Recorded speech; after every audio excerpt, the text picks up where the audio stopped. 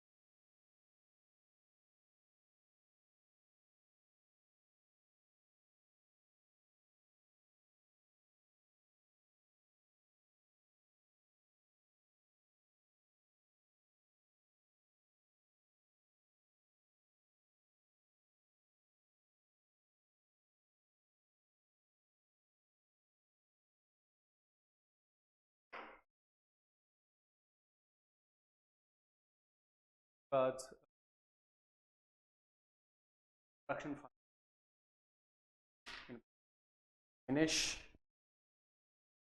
Uh,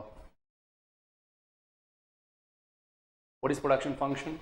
We put input, then process, and then the process is nothing but the value addition, and then we get output. Correct? The input, process, and output is production function. And then we see we have seen that there's process means what you do. We do value addition, and value addition is nothing but a utility addition, right? And there's a different ways to add values. That is different ways of value addition. So we have done that form utility, the place utility, the time utility, and service utility. When you give service, you create utility. When you change time, when different times, same product have different utility. Correct? When you form utility, when you change the form, you create utility. When you change the place, you create utility. When the same product have different utility at different times. Service utility, like when somebody gives you service, a utility gets created. So these all things we have done. So now, as I told you, like we have four factors of production. How many factors of production we have? We have 4 factors of production: land,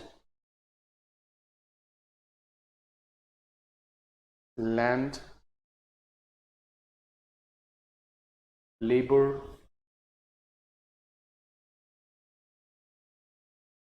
capital,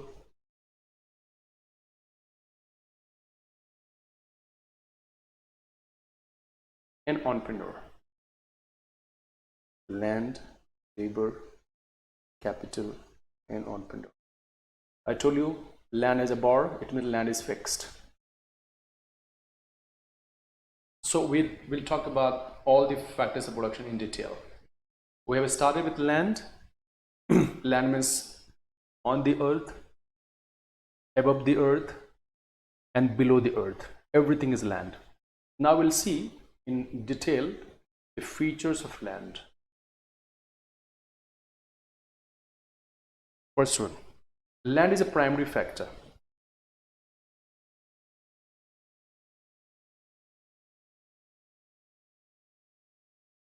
This primary factor means must. Without land, of course, you need a land first. So without land, nothing is possible. You need an office, you need a factory, whatever you do, you need a land, right? But by the way, we stay on the land. Without land, you can't think of anything, right? So the most important factors of production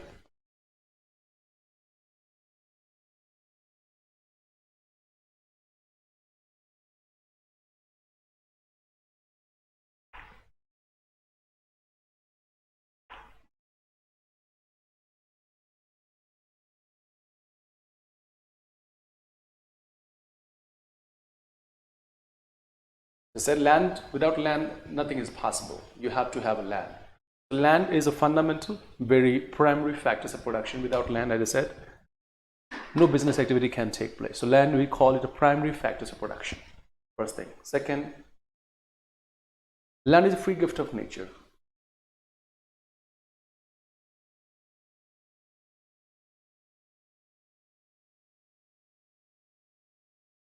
Land is free gift of nature. It means when the land has given by the nature, whenever land got created, what would I say, like by nature, it was free, like, right? The nature did not ask any penny from us. So this beautiful planet, beautiful land has given us absolutely free. The land is free gift of nature. Of course, gift, because of course that's how we survive. So we can call it gift. Supply of land is inelastic. Inelastic supply.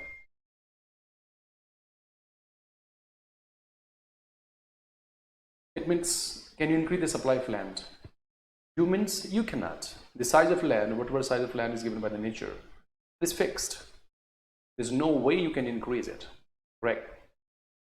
Nature can increase the size, nature can decrease the size, but when I say you cannot, the supply of land cannot increase means you cannot. Humans being human, we don't have any power, we don't have any capacity to increase the size or decrease the size, both sides. Supply of land is inelastic, it's fixed. That's the reason, I have that's the reason land has a bar. Fourth one, no mobility, no geographical mobility.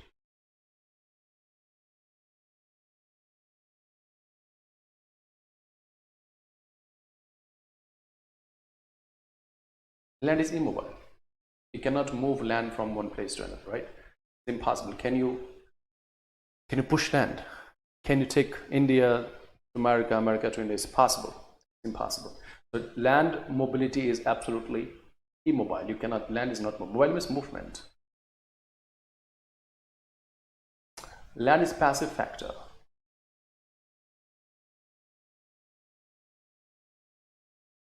What is passive factor?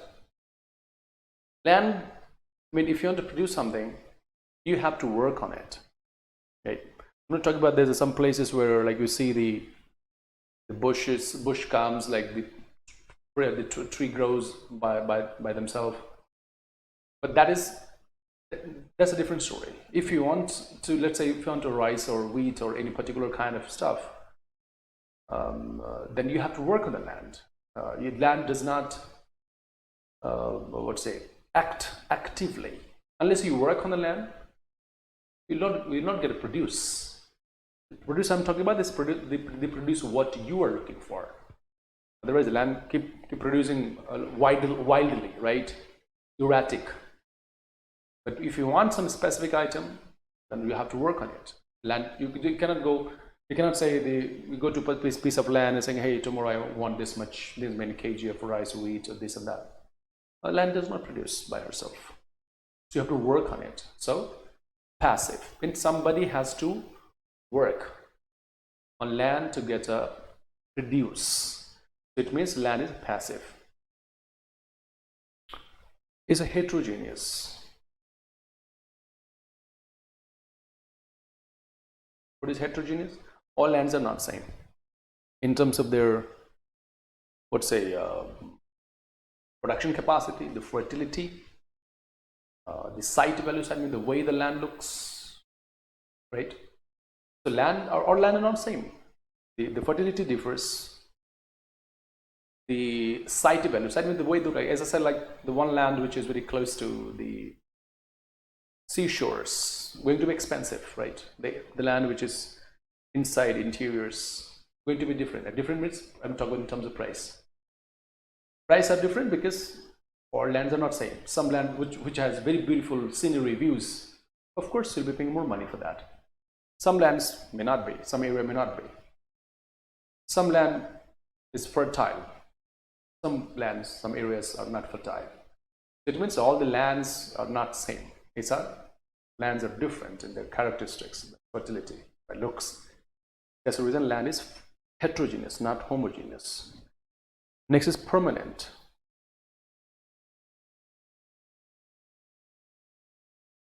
What is permanent? Permanently, you cannot destroy the land.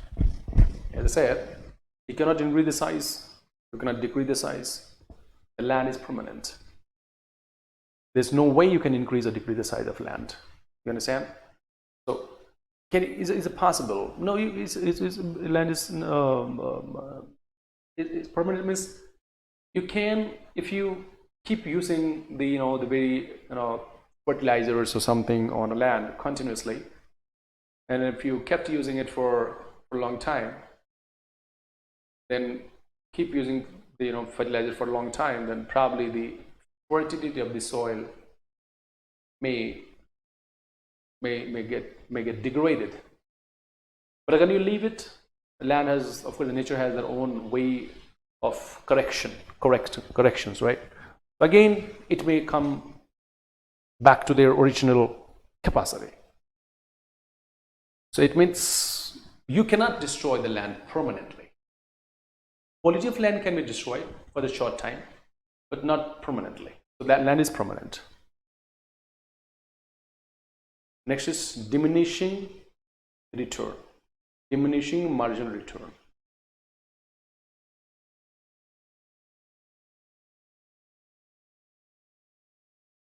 So if you keep using the land for, let's example, there are different ways of understanding this, but I'm putting this simple as possible. Same land,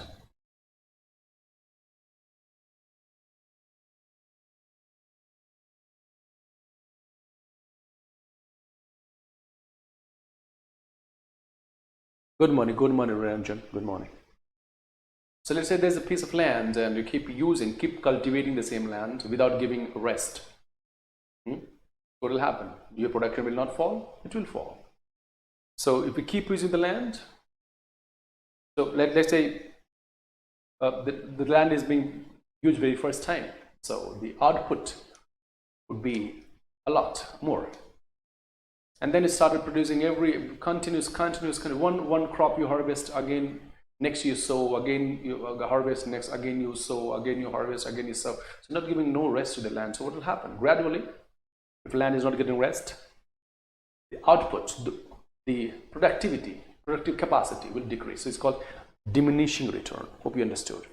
So these were all features of land.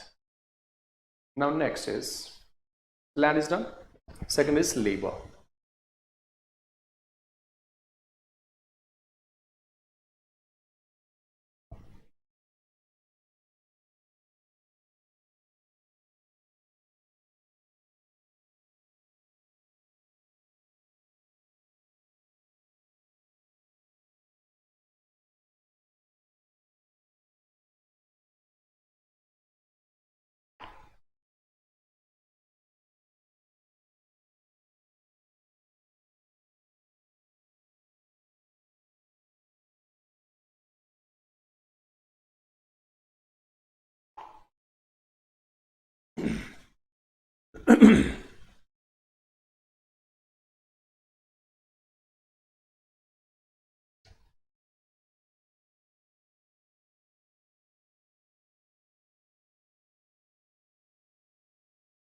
So let's try to understand what is a labor first.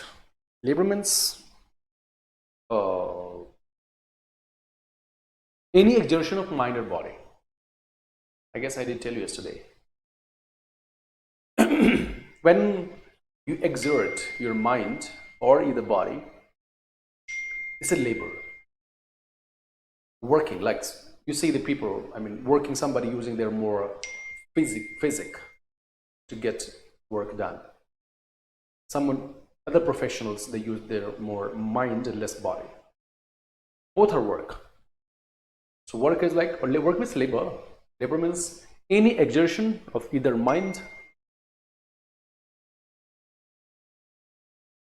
Oh, diminishing marginal return. Let's see what happens. What happens? Let me tell you. Diminishing marginal returns. Let's say there's a piece of land. And the piece of land can, let's say, can acquire maximum 10 labor. Okay, it means if on that piece of land, if the 10 laborers are working, the output of that particular land would be maximum. Okay, I'm just giving you a situation. It means on the piece of land there's no need of more than 10 laborers. So what it did, so of course, maybe I'm just giving you an example so that you can understand. Let's say I hired two laborers for working on the land. So 2 laborers has enough land, right? Land is enough. Or let's say we'll understand this later on. Let's try this. Very simple. I'm repeating the same example. Let's say you have got a piece of land. Let's say you cultivate it. And you harvested your crop. Again, you cultivate it. You're not giving a rest to the land. What happened? Because one crop comes out, that crop has used lots of nutritions and other things from the land. So the land, there's some resting periods to replenish it.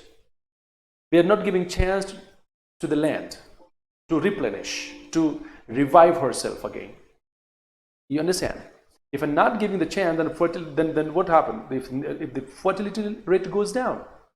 So if the same piece of land being used again and again and again without giving a proper free period to the land, the productive output will fall. It's like example like you. If I ask you to work for 8 hours, fantastic.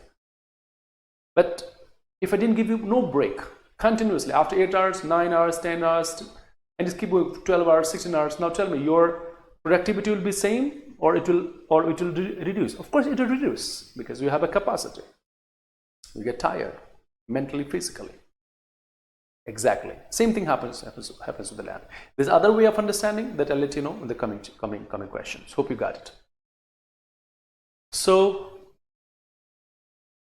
okay, thank you. So labor is any exertion of mind or body is labor, either physical or mental. But this is this definition of labor is good when it comes to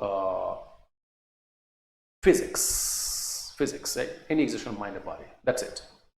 But in economics, as you know, that everything revolves around money. So if I did labor, I exerted my mind or body. But against it, if I did not get nothing in terms of money, if I did not get paid for it, it means what? My labor is zero. So very important in economics that you have to get a return of your labor in terms of what? Money. If you're not getting money, your labor is zero. You understand? So any exertion of mind or body, physical or mental health is money. Understand? Now, when you do anything out of love, out of affection, because of relationship with your friends, let's say you're a professor and you're lecturing in the university or colleges, So you get paid for it, right? But the same and let's say your friend calls you. He needs your help because you have expertise in a particular subjects. Now, when you teach him, will you get paid for it? So since you're not getting paid for it, you are exerting the same labor. The amount of effort you put in the university and college, same amount of effort you putting when you exchanging the idea of the particular subject with your friend. But he's not going to pay you.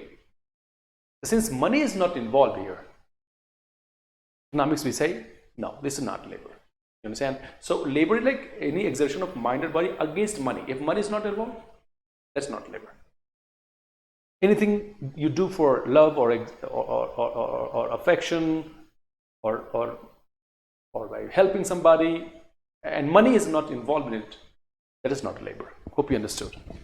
Now, labor has some characteristics.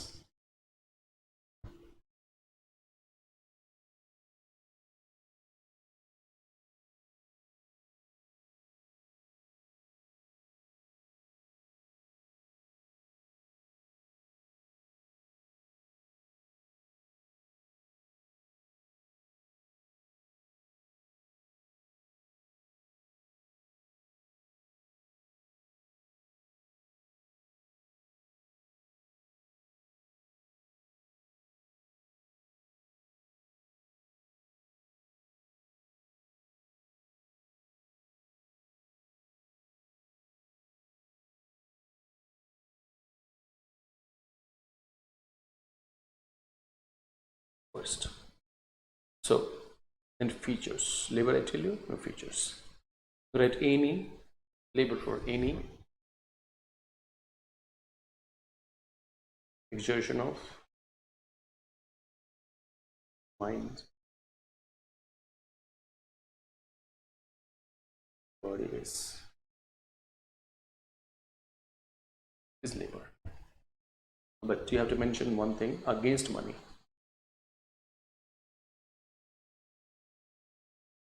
Involvement of money is mandatory. Now go for features.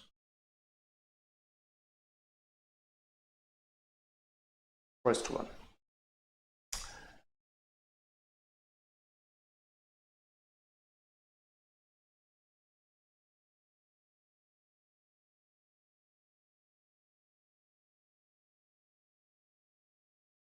It's labor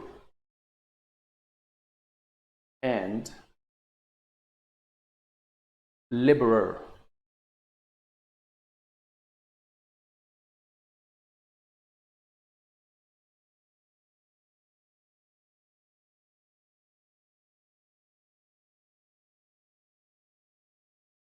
Labor and laborer are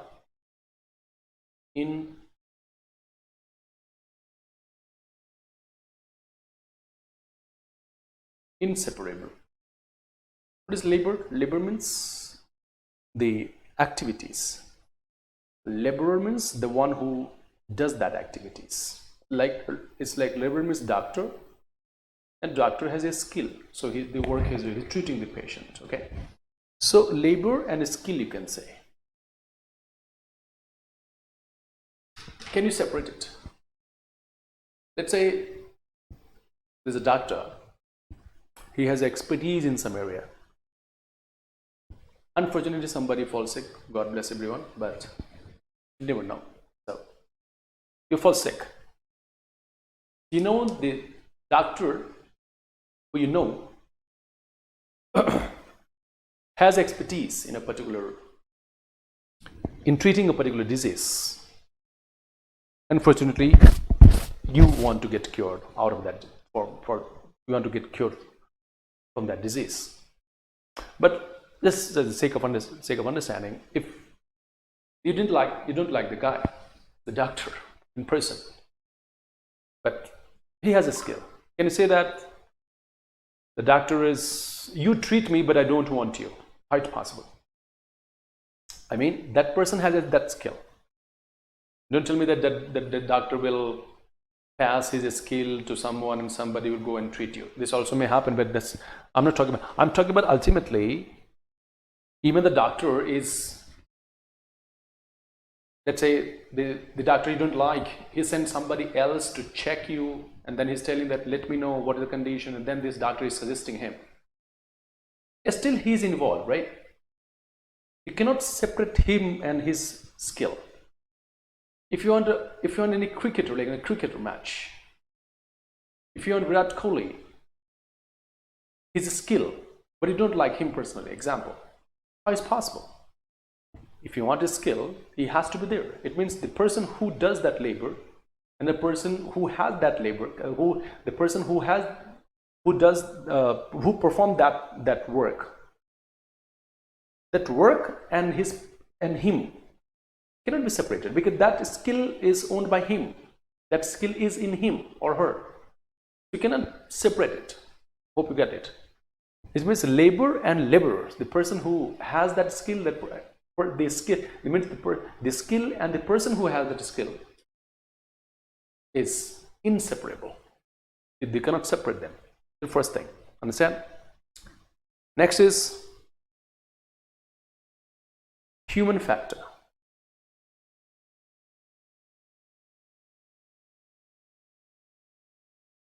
What is human factor?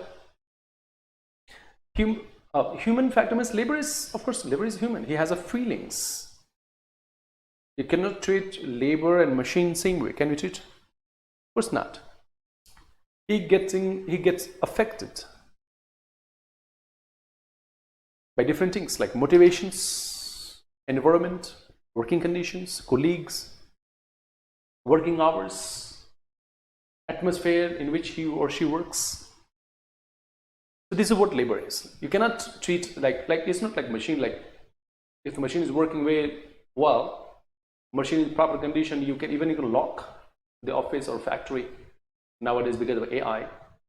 You're sitting at home, you're doing some other work, and the machine is working. Machine does not need pampering and this and that, because machine has no emotions. But human, you cannot treat like the way you treat machine. You understand?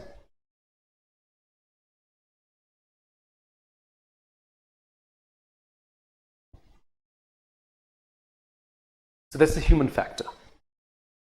Next is perishable, highly perishable, you can say.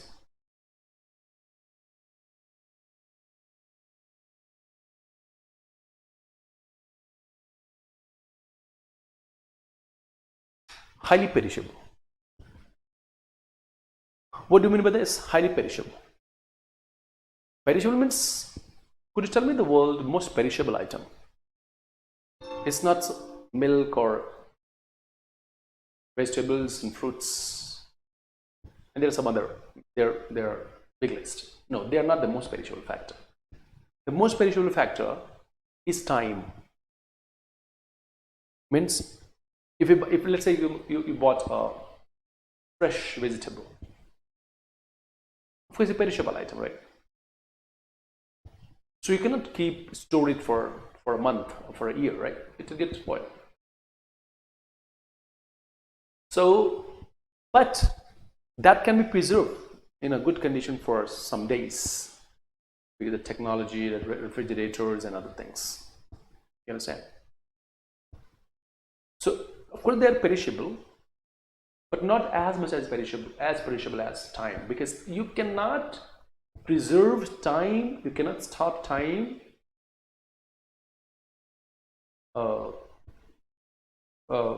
Cannot stop time passing. Can you stop time passing? It's impossible. Not even a fraction of a second. You cannot stop. You understand? And the labor is associated with time. Let's say me as a labor, if I did not work for 1 hour, example, so can I preserve that 1 hour that I didn't work today, I'll work tomorrow? Of course you can do tomorrow, but that 1 hour which has gone from a life will never going to come back again. I have no any method to stop time and preserve that time. Unlike the products, some products which you can keep in a good, healthy condition for some time. But this is not with the time. And labor are associated with time. That's the reason we say labor is highly, highly perishable. 1 second of labor has gone. He did not produce, he did not work for 1 day, 1 hour, 1 minute, 1 second. That he has no any method to stop that time and preserve that time. That time has gone. It's been very, very perishable. The most perishable item is labor because labor is associated with time. Now, labor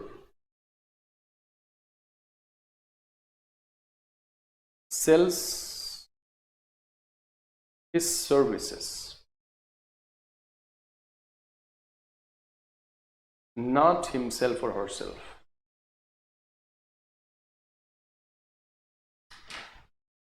Correct?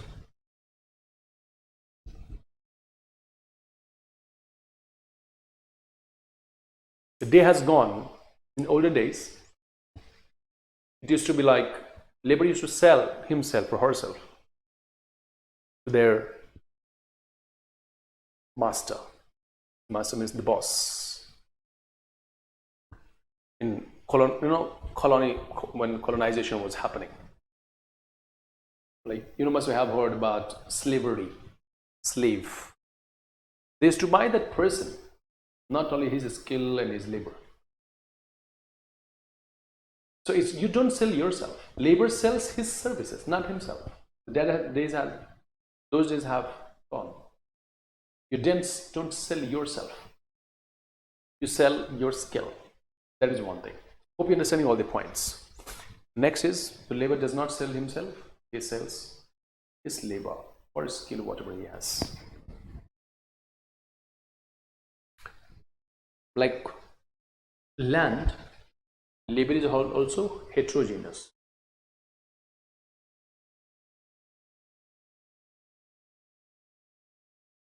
Can you say that all the labors are same? Can you say all the labors are same? Of course not. Labor different from labor person to person. Their physical strength are different. Their education are different. Skills different. Trainings different. Efficiencies are different. Labor can be called like very highly skilled labor, unskilled labor, semi-skilled labor, right? All this. And also known as, so labors are homogeneous, they're not same. Also known as human capital. What you call human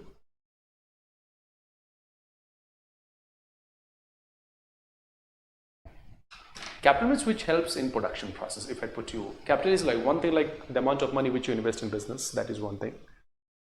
But if we say in the broader sense, capital is the one which helps you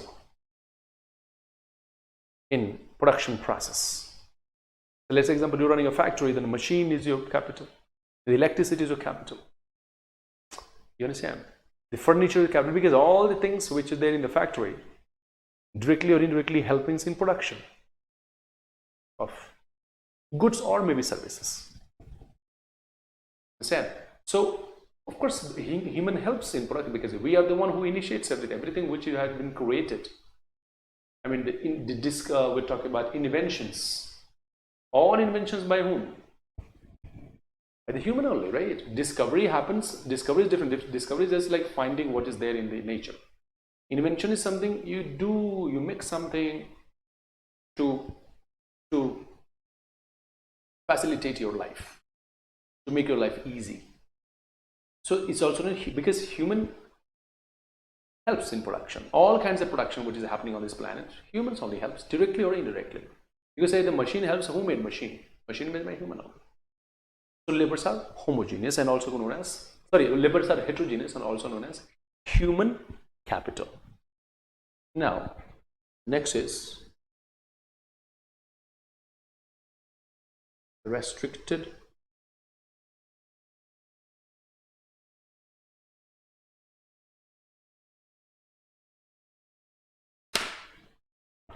mobility. What's that? Niranjan, are you understanding?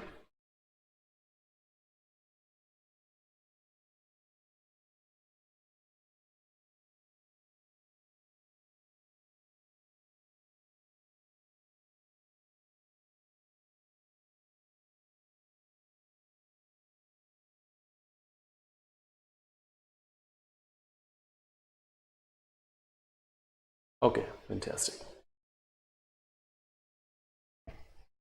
When it comes to land, that what I've seen, is it possible for you to displace the land? No, you cannot. We have seen that land has absolutely no mobility, perfectly inelastic, mobile. There's no mobility in land. There's no way you can move one land from one place to another place. But when it comes to labor, of course, labors are mobile, correct? But mobile means can move from one place to another place. But is it like free mobility? You can go anytime, anywhere, wherever you want. Of course, you can go, but it's not as easy as it may seem or it may sound. Forget about going abroad. Even in domestic country, there are some restrictions. Restrictions not legally, but if you want to move it from one state to another state in India, let's example, you have a problems. Like, first of all, you should have money to buy tickets. Understand? Some family emotions, they may not allow you to go. You want to move, but you may not. You get my point. Plus, the place where you would like to move, that place may not be suitable, probably suitable in terms of climatic condition of the place, maybe very hot, maybe very cold, which may not suit. So there are some mobility, there are some restrictions. I'm telling you, these restrictions are inside the country, but there are some restrictions. There are more restrictions when you want to move abroad, out of country. Yes.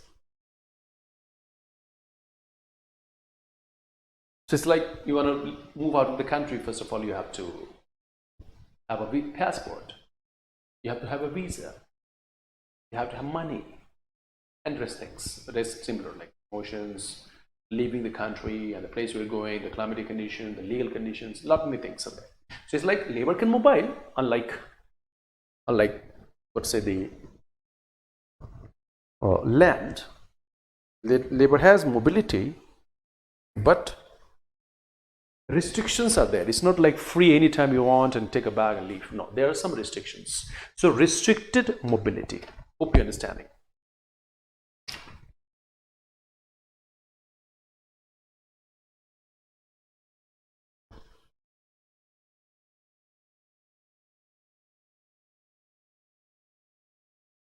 Active factor.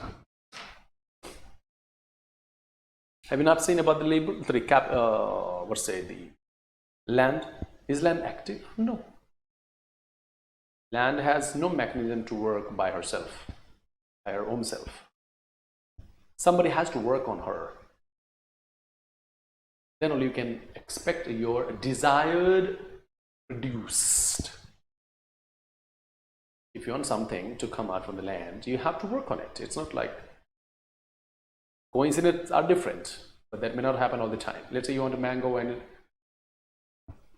on your land, the one wild mango tree just grown. But that is a coincidence.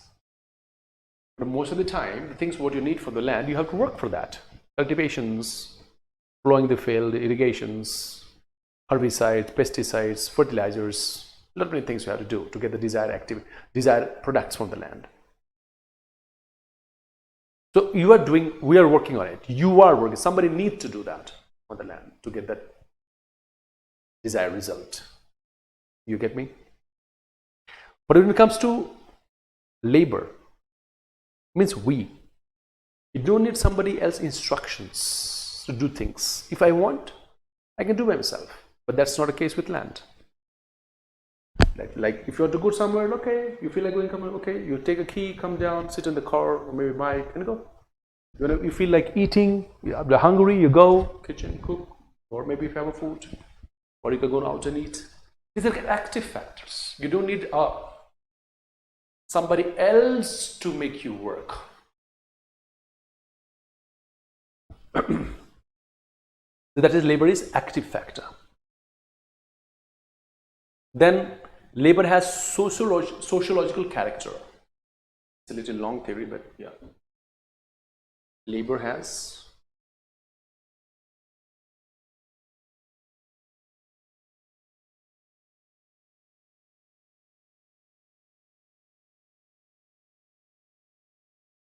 sociological character. Sociological. Like it's like when you're labor working for somebody or work for yourself, you need some kind of hedging protection in the future. I'm talking especially about financial freedom or protection. That's the reason when labor works, they get provident funds, gratuity, medical benefits, pensions. Not everywhere, but most of the company. Even nowadays, the private also has started this. And if you're working for the government, then you are eligible to get all these benefits. So since labor is a sociological, it lives in society. When you're working for somebody, so of course, when you're older days, you need support for the government. So that's its socialistic character. Now, second last one. Supply of labor is inelastic, relatively, or you can say inelastic in short run. Inelastic supply in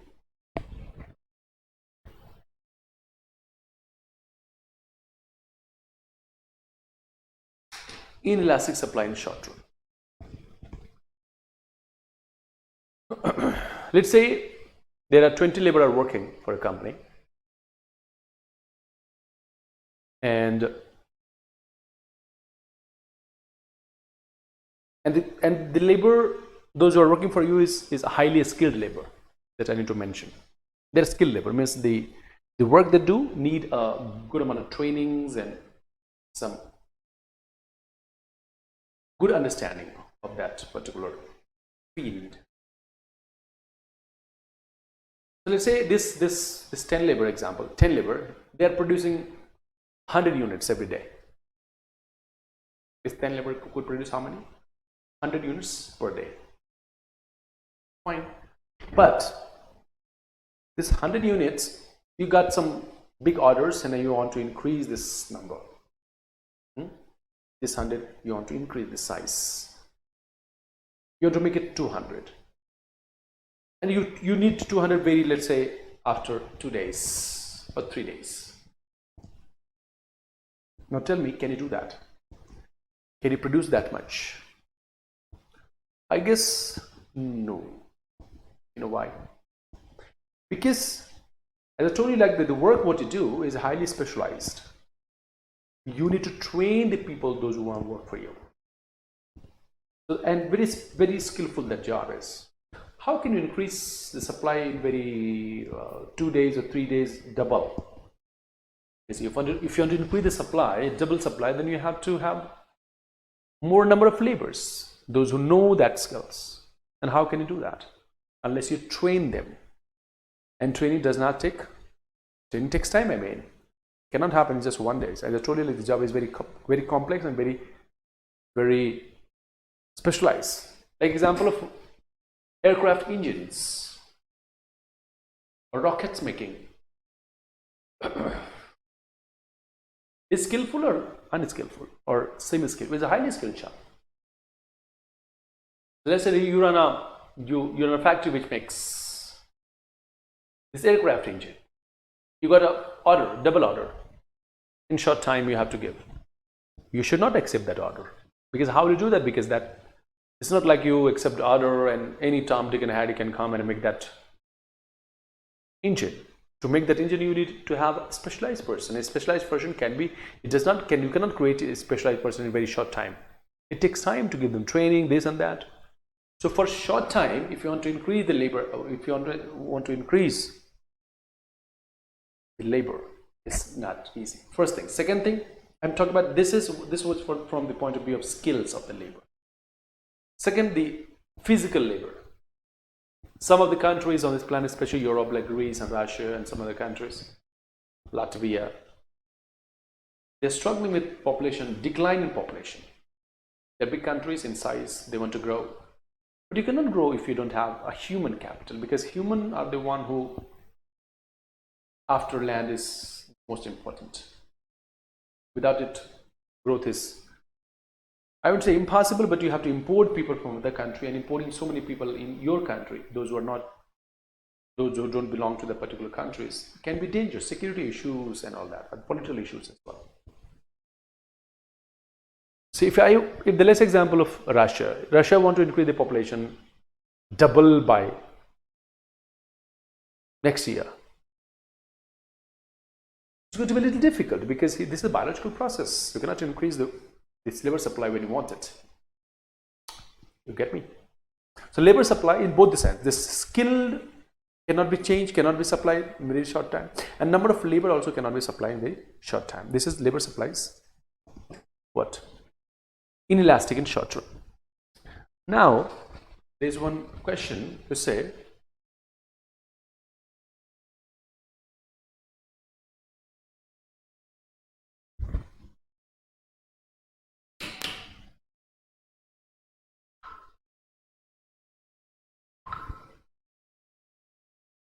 backward bending supply curve.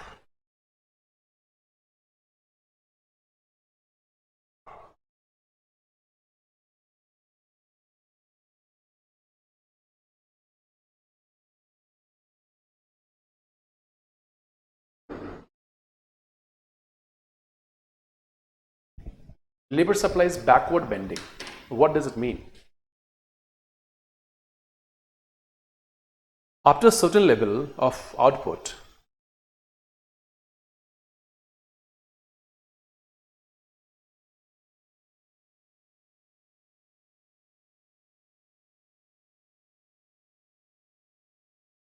the supply of labor falls down. Let me tell you.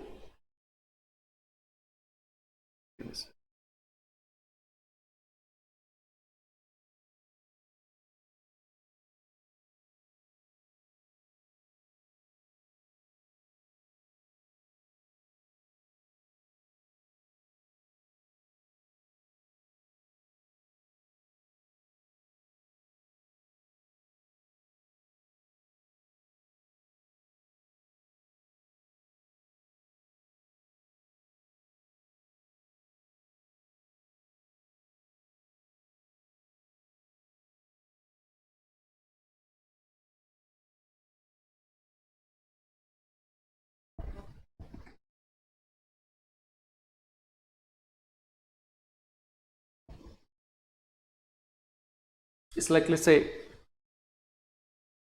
the labor. What happened? Let's say there's a labor, Mr. Thomas.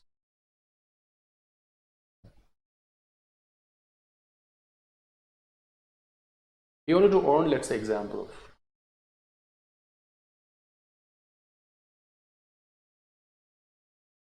Just give me a second.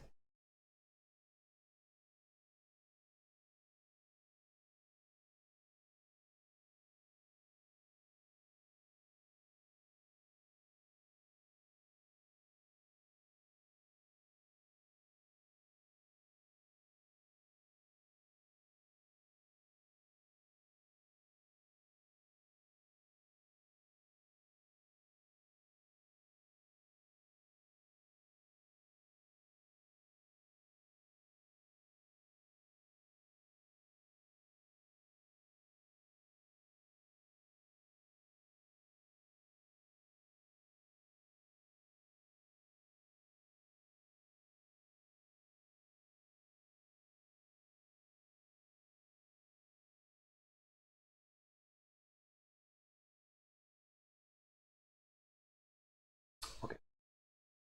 So there was a guy. His name is Thomas. He wants a pay of, let's say, $3,000. That is that's the minimum amount he needs to run his family. Example. But what Thomas, of course, he's looking for the job. Eventually, after lots of hard try, he got somebody who is ready to offer him a job. Who is ready to offer him a job. But when he got a job, Thomas is being offered only, let's say, a pay of $1,000. Minimum was how much he needs to run a family? $3,000, but he being offered only $1,000 as of now, and being told that if your performance is good, we'll sit again and we'll push it if your performance is up to the mark. So of course he's working minimum.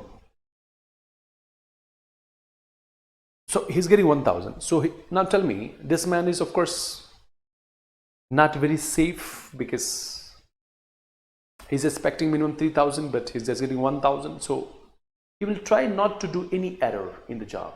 But if in case of error, he may lose the job, I mean. And that's 1,000, he will go, 1,000 income stops, and the future prospects, that what the boss said, like if you work well, we'll sit and think about pushing your salary up. That also prospect is also gone. He try his best. So as this, he will produce goods worth rupees 1,000. Because his salary is at least 1,000, so minimum production he will make sure that I should do a production which should be how much? Minimum of $1,000. Fine. So his salary is 1,000, his output is also 1,000. Now what happened? Since the performance is very good, next time he sat with the boss, and boss increased his pay. And the new pay is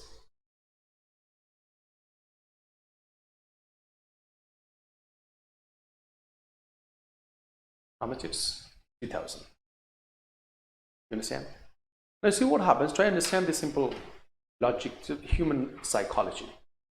Not happens with everybody, but it happens with the majority of people. Exception exists, but exception means exception. Only few people will say they behave that way.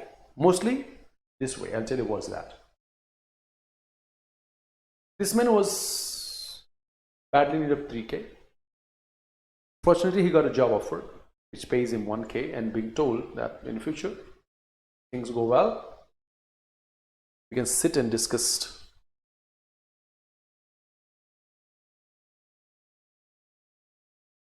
And I'll try make sure that if your performance is good, I'll give you more pay. So what happened is he did well and everything's fantastic. And I just told you, like, he was producing goods worth rupees how much? 1,000, because he was insecure.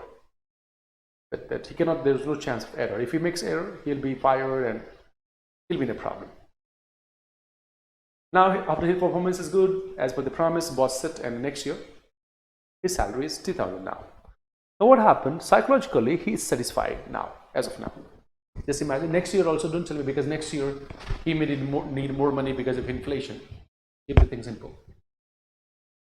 The next year he made how much? 3,000? He is in much comforted zone now. He is safe. Understand? But since he's also producing, he is still producing goods worth 3,000, because that is the minimum requirement. If he not producing goods worth rupees 3, the amount which is being paid to him as a salary, again his job may be in danger. So he's producing that much. But again, he worked for 1 year, he got more experience, everything is fantastic. Now, next year his salary become more, let's say it's become 4,000 after 2 years.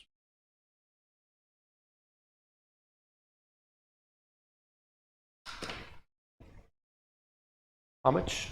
It's become 4,000. Now, as a human psychology, as I told you, he was feeling safe at 3K. So he's getting more than what he is expecting or what he was expecting. So what happens now? It's not like when he was getting paid 3,000, his output was equal to 3,000. Now he's getting paid 4,000, so his output will fall and below 3,000. No, I'm talking the ratio. The rate at which his salary got increased, that is from 3,000 to 4,000 to 1,000. Of course, he will increase the production of his output, but not exactly worth rupees 1,000, because his salary got increased by 3 to 4. The salary got increased by how much? 1,000. So simple mathematically, he should also increase his output by 1,000 to equate his salary and his performance, his output. But since he was feeling safe at 3,000 only, the 4,000, 1,000 extra is getting more than what it requires, and normally you become complacent. Complacent means a little easygoing, because now you're more than safe. So when he was getting paid 1,000, output was 1,000. 3,000, output is 3,000. But now it's 4,000, and the output will not be equal to 4,000, little less than 4,000. So all this, hope you understand this story. If you put this story in a diagram, you'll get a backward bending supply curve with the labor. Let me put very simplest way how this works.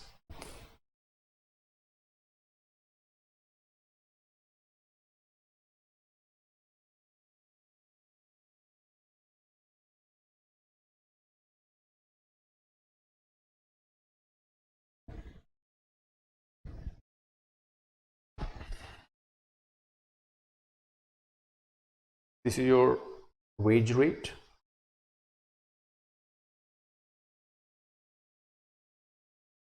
And this is your output.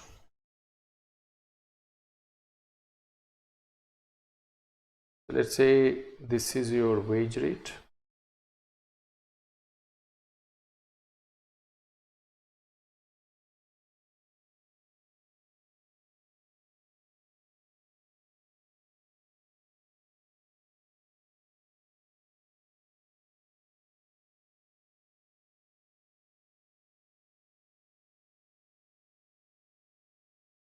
How much you are getting? 1,000. This is the first situation. So wage rate was W0, output was Q1, Q0. Now his salary got increased after 1 year, and it become how much? 3,000, right? So W1 and Q1. So fine. So now after reaching this level 3, he's complacent, as I told you. He's safe. But now after experience, of course, if you're experiencing more knowledge, so of course your salary will increase. Your salary got to increase next year, but the rate the things what I'm doing right now, don't consider that this is below than 3,000. No. Table. It's not below 3,000. Understand? This is, I'm talking the ratio at which his salary got increased. This output not increasing in the same way. So see, his salary increased from 3,000 to 4,000, but its output has not increased the same ratio. It's less than 3,000. So if I join,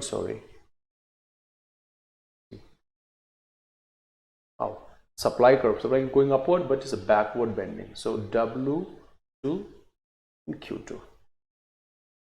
It's called backward bending supply curve. Hope you understand. So labor has backward bending supply curve. So we could finish all the features of land and all the features of labor. Just give me 5 minutes. I'll just come.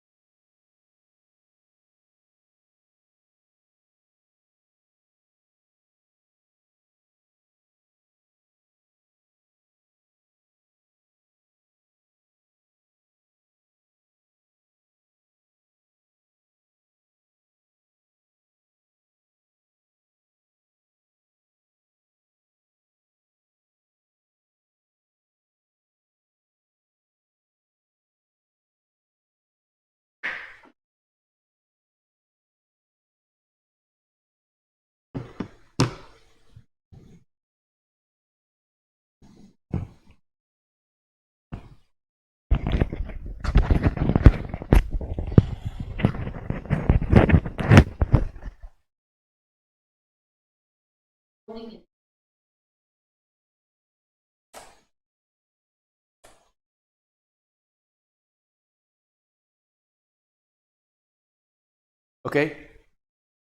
hope you understood this the backward bending supply curve of labor. So we could finish land, we could finish the labor as well. Now we go for capital.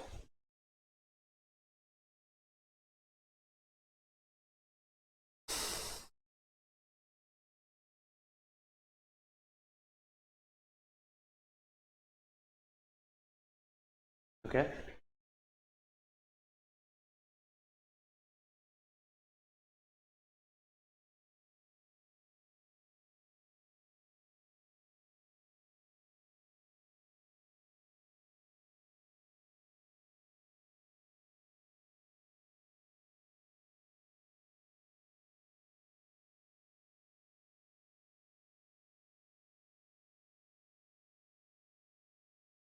So if I ask you what is labor, what is capital? See, we had discussed about the capital in the first lecture. Like anything which supports your production is capital. And as I told you that we live in a monetized economy,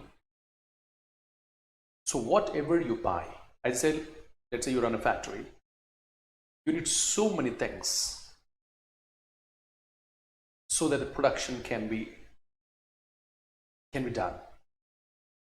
And to buy so many things, I said so many, to buy all those so many things, you need to have money. Correct? So the first form of any capital is money. Correct? Because nothing you can buy, maybe from pin to an airplane, everything requires money to get bought. So first and foremost, and very basic and fundamental as well, meaning of capital is money. But since I told you, so to buy capital you need money. But can money directly helps in production? Of course not. Money shall buy a machine, money shall buy a land, money shall buy other things which helps in production, and that will produce the goods, right? So in economics, capital means physical things which helps you in productions, mainly machines, tools, canals, transports, raw materials, equipments, whichever, whatever helps you in production process, all are capital. And as I told you, all the things how you buy by using money. So the basic fundamental meaning of capital is money. Hope you understand, right? We also call capital is a produce means of production. Produce means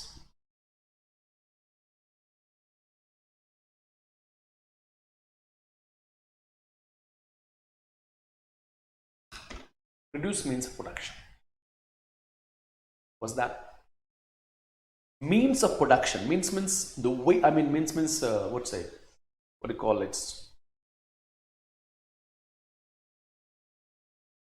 Ingredient. Like when you make vegetable or some food items, we have some. You need some kind of stuff to make that vegetable. That is produce, means of productions. For production, you need capital. Without that capital, production is not possible. So produce means the product. If you want to produce, you need capital. And as I said, like tools, machines, equipments, dams, roads, electricity, transportations, all these things helps in production, right? Directly or indirectly. And who made it? Human. So we also call it capital is a man-made. Capital is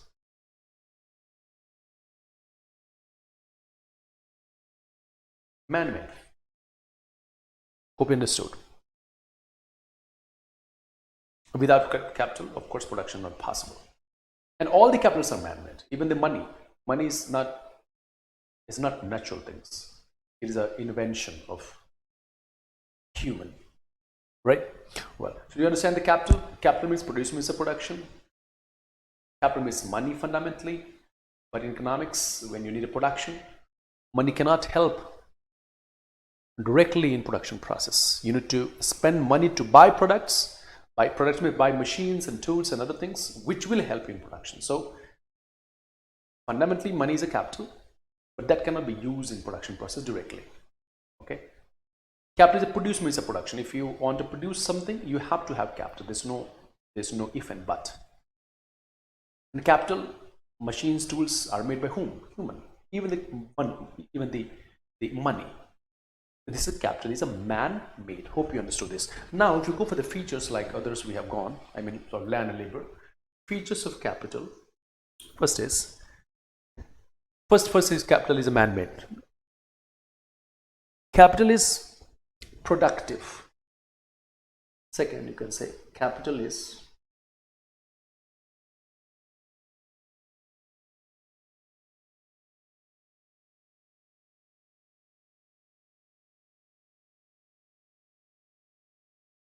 one is called production, one is called productivity.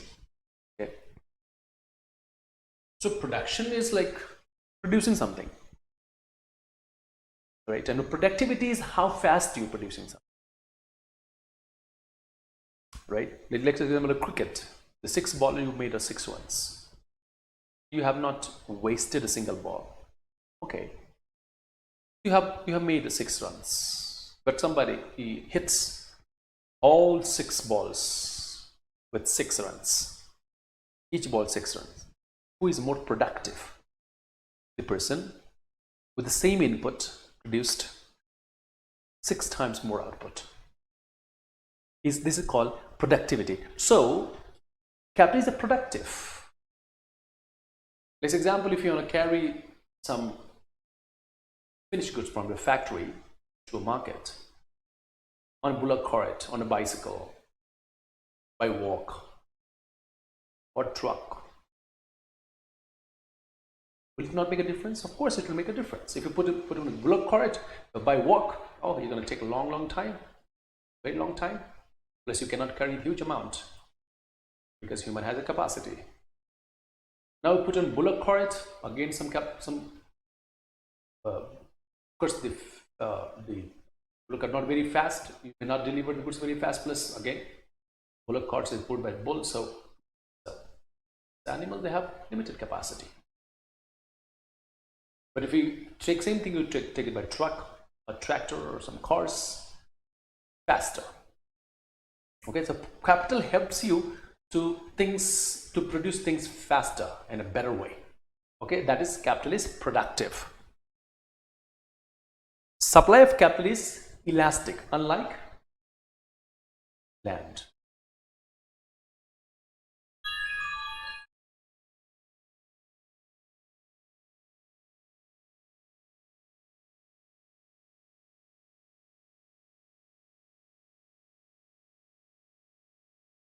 Was that supply of capital can be adjusted to demand. If demand increases, more machine can be made, more roads can be constructed, more tools can be produced, more dams can be made, more canals can be made, right? More raw material could be, you can try to find more raw material so that the production of the things can increase. So mostly no raw material. Raw material basically is a natural. So I'm excluding raw material. So anything anything which made by human, in that case that is elastic, because of course like the things what human makes also need resources from nature only. So you cannot make it anything infinite. There are limitations, but I guess still we have enough resources left. So whenever you need generates, demand comes, supply. That's why I didn't say infinity. Labor supply, capital supply is not infinite. Infinite means any amount, no. But yes, when required comes, machine can be size, number of machine can be produced more. Not infinity, because as I told you, like if you want infinity, then there has to be infinite resources, which is not there. But in general sense, normal sense, supply of labor can be, supply of capital can be increased. Means elastic. You understand? Now, it's called all capital is wealth, but all wealth is not a capital.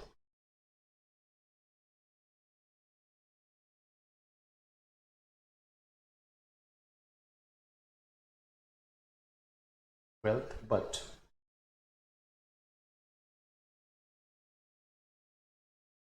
all wealth is not capital. What's the difference? All capital is wealth. Wealth means, see, wealth means property. Let's example of a car. Car is a wealth. It's meant property. What is property? When you sell, it has some value. If you sell, you make you get some value in terms of money. That's a wealth. Anything which has a value is a wealth. Small wealth, big wealth, that's a different story. Let's say we have a car, two cars. One car used for yourself, for family, and one car you put on rent. Can I say that both of your car is a wealth? Of course, both are your property. The car which you used and the car which you put on rent. Both cars are your property. But in this both cars, which one gives you return? The car which you put on rent. So the car which you put on rent is wealth also and a capital also. Because capital means it's helping you to give you return. It helps you giving you a return, right? So any wealth which gives you return become a capital. You're expecting something, you're receiving something out of it, like a house. And the cars which you use for yourself, you get any fare for that? No, you don't get nothing. Because that you didn't put on rent. Same can goes with the house. The house you use for yourself, you get anything in return? Of course not. Instead you have to put for repairing, to maintenance, this and that. But the house you put on rent, of course, is a wealth. So the house you live in is just a wealth, but not a capital, because not giving any return. But the house you put on rent is a wealth also. Wealth means the house has some value, and capital also, because that house is giving you something in return. So capital and wealth. Understand? All capital is wealth, but all wealth is not a capital.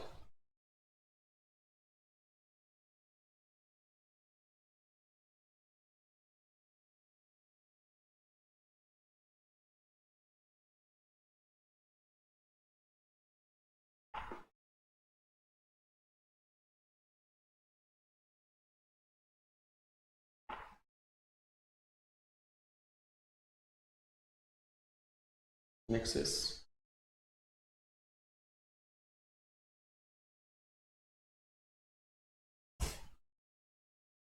capital is, next is fifth one.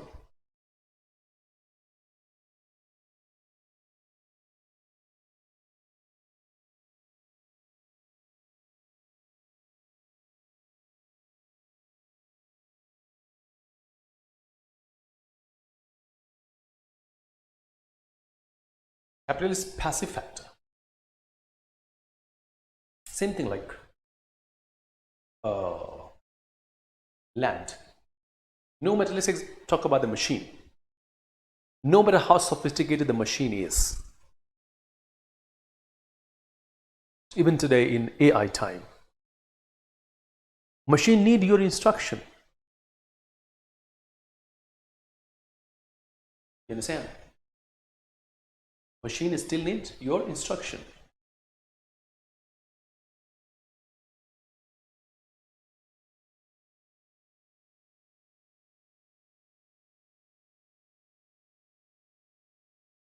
Machine need your instructions. Machine cannot work on their own is not an active factor, it's a passive factor. You understand?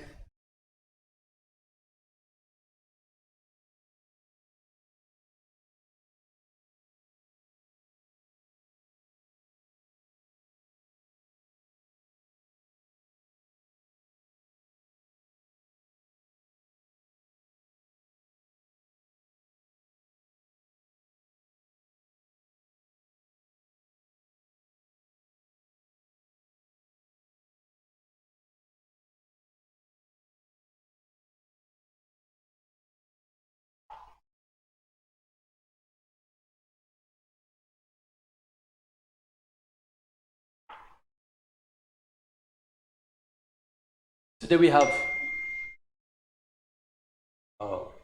AI time. But no matter how sophisticated the technology is, they need our instructions, isn't it? Very subtle instruction, but still they need, unlike human. You get me?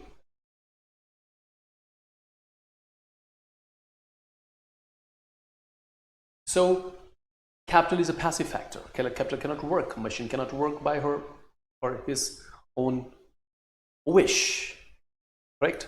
So capital is a passive factor. Capital is, mobility, I told you. Capital is most mobile factor. Capital is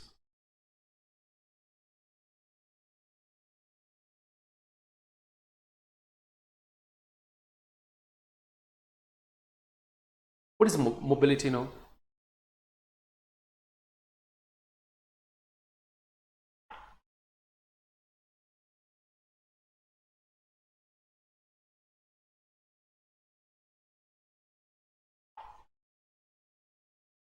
In comes to labor, land is impossible. Mobility is not possible. When it comes to labor, mobility is there, but there's a restrictions, and I told you there are so many restrictions: legal restrictions, financial restrictions, emotional restrictions, geographical restrictions, legal, political restrictions. There are so many.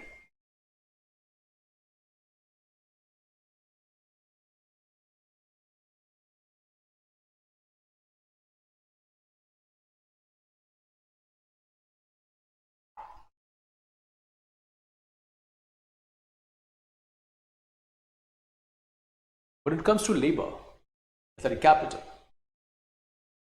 I'm not saying the capital movement is absolutely free. There's no restrictions at all. Like when you take a good from China to India, or in goods from India to other countries, US and other countries, do you think so? Any time you can just pick up the goods and transport it? Of course not. There are some documentations, legal checkings, taxes, everything you have to fulfill it. Then only you can move it. But here only one restriction, that is legal restrictions. If the government tells you, okay, everything is fine, pay the taxes, it can go because it has no emotions. And unlike a land, it can be moved. So compared to land, labor, and capital, capital is most mobile factor. Got it?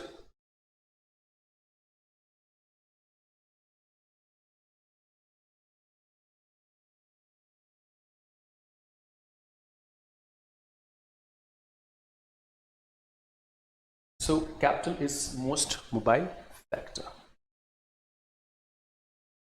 Capital is durable.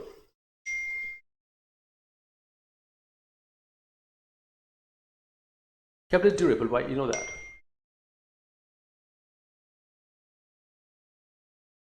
Machines are durable, right?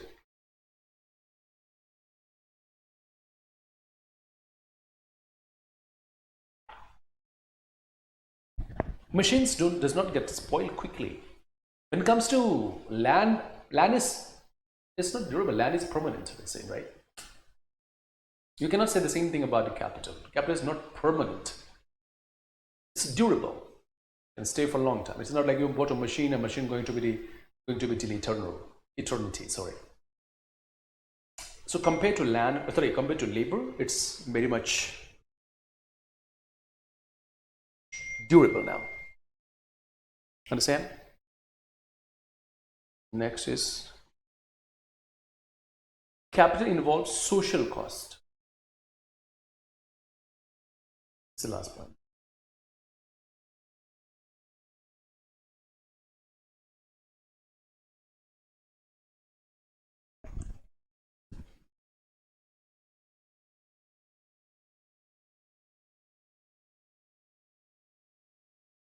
Till first thing, can you create a capital without savings? No. Capital, because capital, when you create any capital, I just told you, capital does not mean only machines, infrastructure, tools, equipments, machines, also. Everything, this capital. Okay, capital is mobile because, can I say the capital is, one of the example of capital is machine, Niranjan, Mr. Sheikh or Niranjan, right? Machine is also capital. Now see, or mobile, what you're using also capital. If you're using an iPhone or maybe Android phone, you know, the most of the phone, what you use in India is being imported from either China, most of them are China, or maybe some other country. It's a mobile, right? You see the cars we have, I see so many BYD cars, the Chinese cars, the Mercedes-Benz, the Volkswagen, the BMW, the Porsche, Italian cars, Lamborghini. These are machines. And how we have it, these are not Indian brands. The same, you may see other Indian brands maybe in other countries. These are what? This capital is mobile. Okay? Okay. Social capital involves social cost. What's that like? Can you create capital? Can you make a capital without saving? No, because capital creation needs huge amount of funds. If you don't have huge amount of funds, can you create a capital? And how you will get that funds? You have to save, right? And not only by 1% savings. Social means society. Whole society saves money in a bank. And then somebody takes loan from the bank and then they create capital. You know, the roads and all that. It means whole society has to sacrifice their consumption. Then only you can save. Let's say you have $100, and if you consume everything, not saving no money, so bank will have very less money or maybe no money. If there's no money, how can bank give loan? And this capital creation does not mean only $100 or $200. It's millions and millions of dollars. These are expensive items, expensive things. So when whole society saves, it means they compromise. They want to eat 100, but no, they want to save. You may say that they are saving for their own self, for the future. I understand this. But if they don't do, what they're doing for their own self, because in the future they protect, but ultimately from their money only we take a loan and then, you know, invest in big projects. This means it's a contribution whole society, and when whole society is safe, even they compromise, right? Compromise means today the demand goes down. The demand goes down, that's how they save. So this compromise by the whole society for creation of capital indirectly is called social cost, because whole society has to pay the cost for this capital creation. So this is called capital involves social cost. I hope you got it all the points. Now there are some types of capital. Land over capital, and after that entrepreneurs, and then this theory is done, then go for the other questions. Let's say types of capital.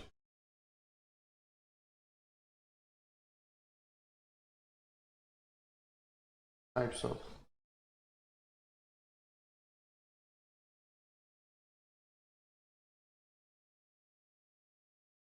First is fixed capital.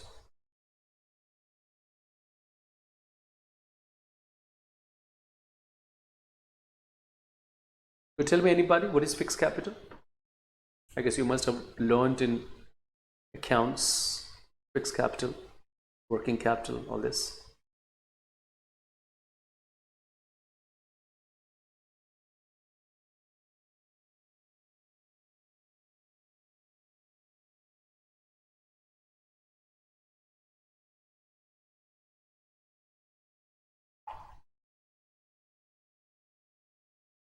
Anybody? Okay. Fixed capital is like something which capital is fixed, not movable. Not that way. Thank you for trying though. We cannot say that the capital which is not moving is fixed capital. Capital, you know the word is capital. Capital means anything which helps in productions. Now, machine is also fixed capital. Fixed capital means in which you don't have to invest again and again and again. And once you have invested, that can be used for many times. Long periods. Okay. These are called fixed capital. Like machines, plant means factory, tools, factories, labors. It's anything. So it can be fixed, it can be movable or immovable, but it still can be fixed. Fixed means in which you don't have to invest money again. Like, for example, your house, your cars. These are fixed capital. We don't need to invest again and again and again. Understand? The working capital is one time. Let's say when you run a company, let's example, you make ice cream. So for that, you need funds for what? Buying milk, buying sugar, buying colors, some fragrance. These are working capital, which you need to on daily basis almost. Understand me? Or is it? This is called also current assets. So fixed capital is something which can be repeatedly used in the process of production for a long period of time, like machinery, tools, and all this. Understand? The fixed capital. Second is working capital.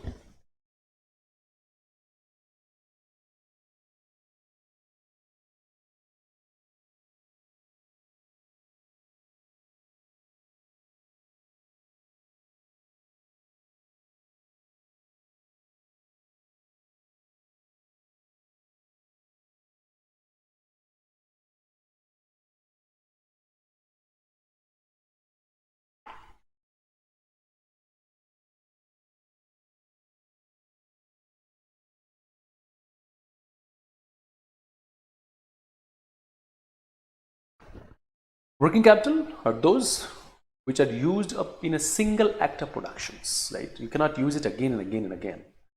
One time, like raw material.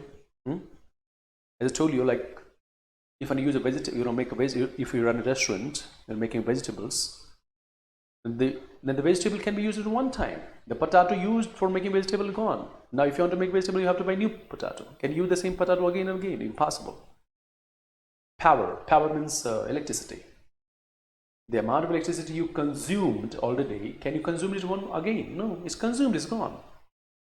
Fuel means power is also fuel. Example, fuel means here petrol and diesels and ethanol and all. So once you put the petrol in the car or motorbike, it's burnt. Can you reuse it? No. The working capital which helps you to run your company on daily basis, working. If the company needs to work continuously, you need that capital daily basis. These are called working capital, and that can be used only for one time. You cannot use it for again. A single use, can say. Sunk capital. Sunk.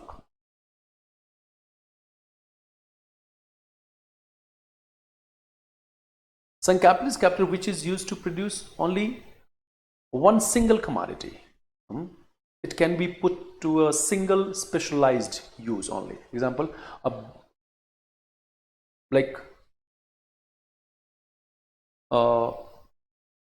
this is called a brick lane. You know, brick lane, brick is like, you know, the brick making. So they have one kind of format, what's say that they're the box kind of instrument where they put the the soil dough inside, you know. So that, okay, let me tell you something. Example of air condition. What is the use of air condition? Only like cooling your house. That's it. It means you have you have you have bought air condition paying, let's say, 50,000. That 50,000 will be used only for one single purpose, that is cooling your house or maybe office. Cooling purpose.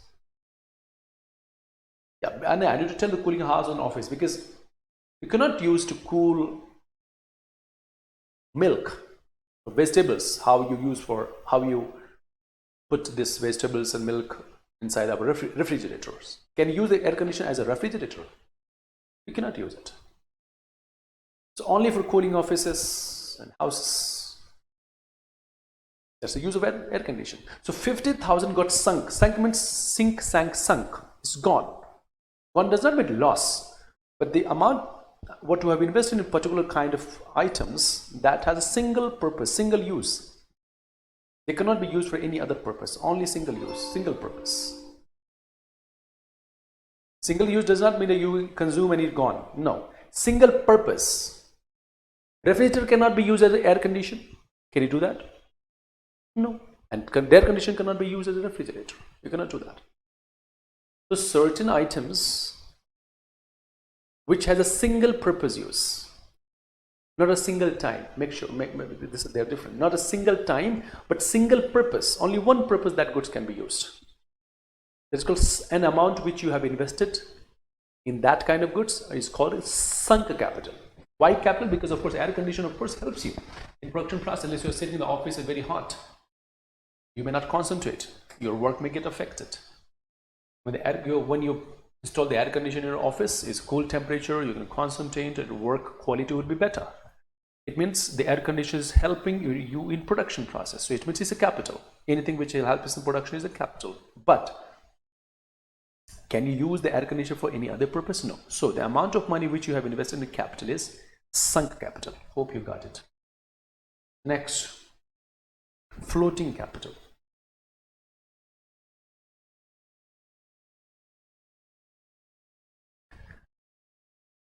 Floating capital is like something is a opposite of sunk capital, which can be used for many purposes. You know, there's not a single purpose of that product. Use of the product.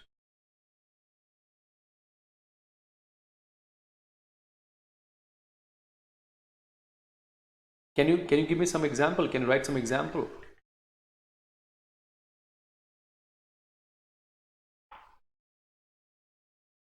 Of floating capital, which has a single use. Sorry, many use. Turbines. You're talking about turbines. I do not understand turbines. What is turbines means? Okay, turbines. Oh no, turbines can be used for generating electricity. What the other use of turbines?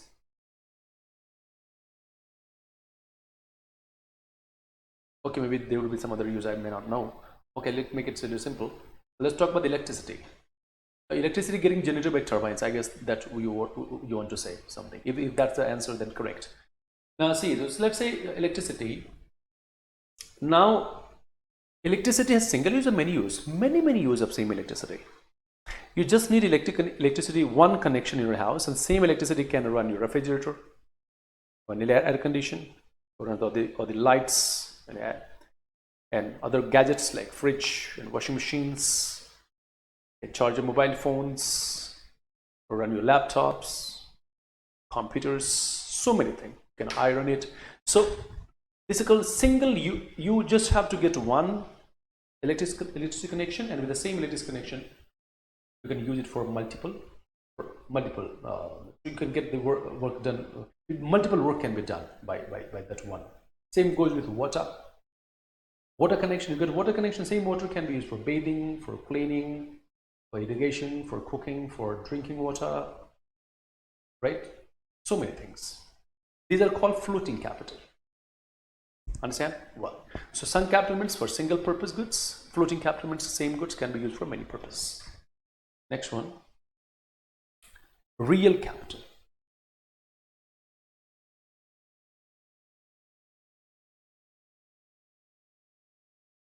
Real capital refers to physical capital, goods like machinery, raw material, factory, which are really tangible, tangible, intangible.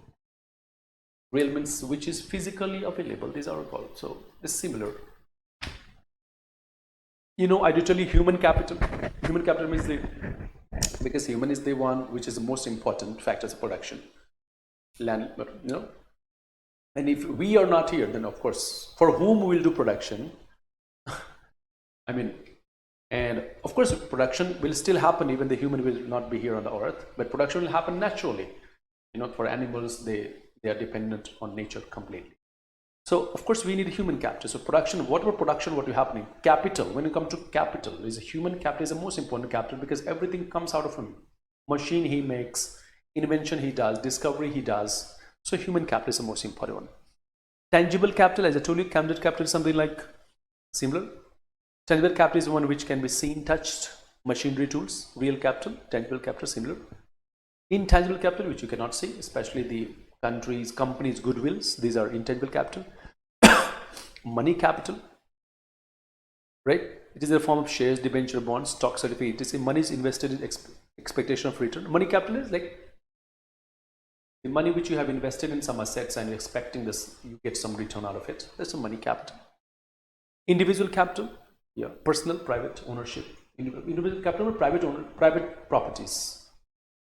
Social capital means individual capital means private properties. Your house, your cars, your personal property is individual. Public property means belongs to everybody, means government, like roads, rail, schools, government school, dams, canals. These all are. Hope you understood all that, right? Well, then there is concept called capital formation. What is that?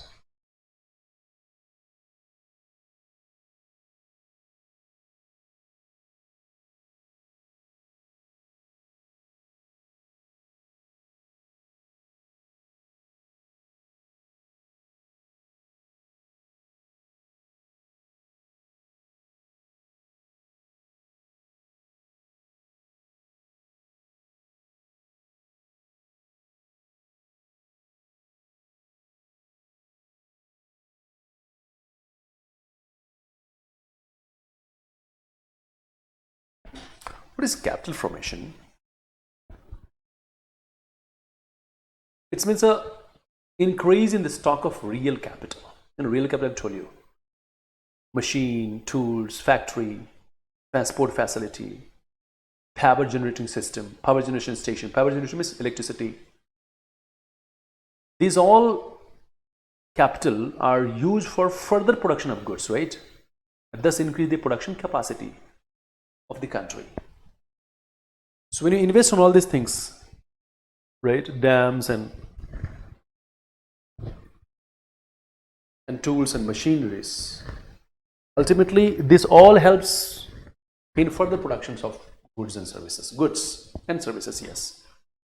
So capital formation means capital which helps in more production. Capital means capital formation means like capital formation means all this capital we just spoke about. Land is the tangible capital, human capital, money capital, types of capital, anything which helps in production is all our capital. And when you form it, infrastructures, electricity, power stations, power generating stations, all these are capital.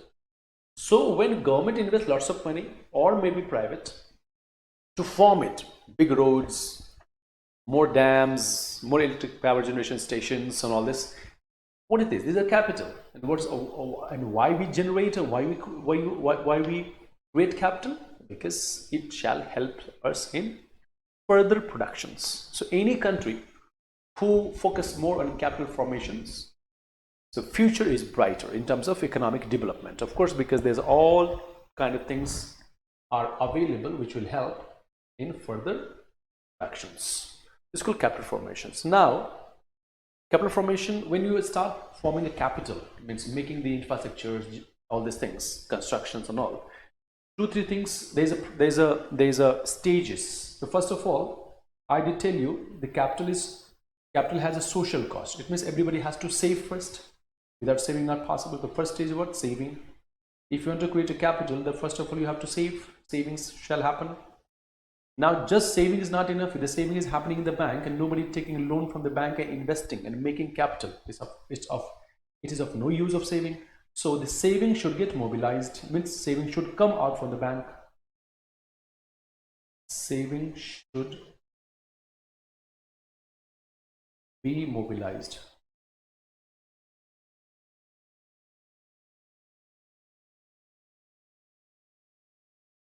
Same. The last one is investments.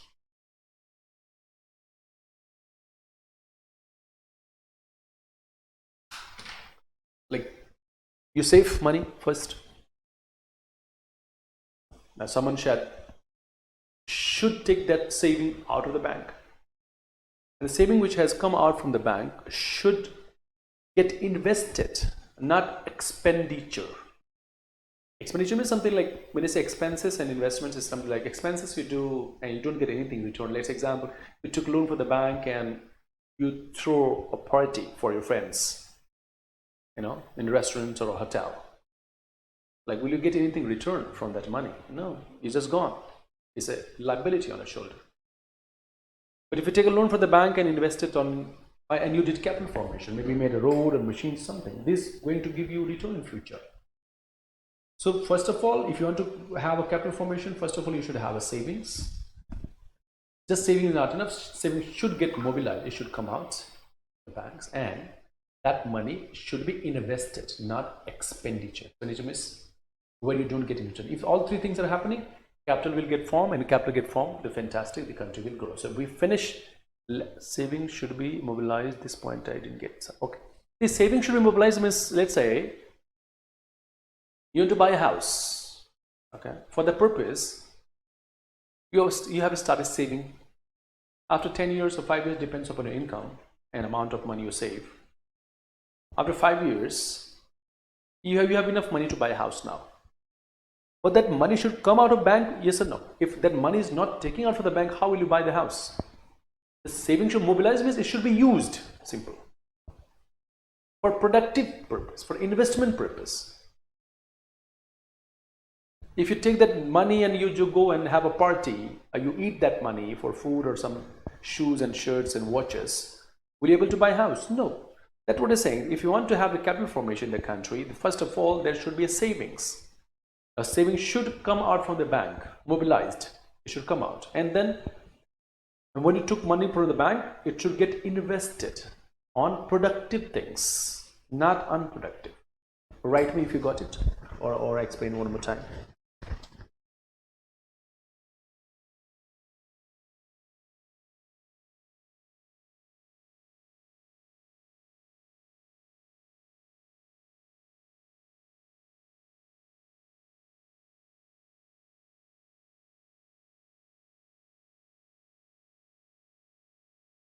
Okay.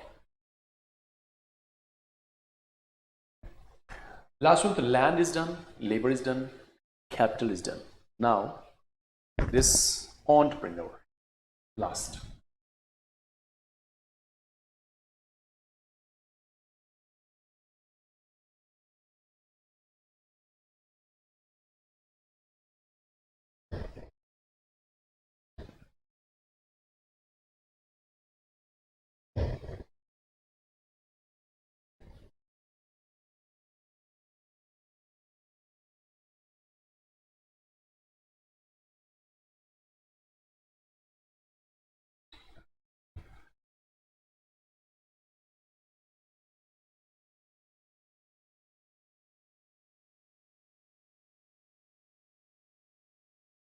Entrepreneur,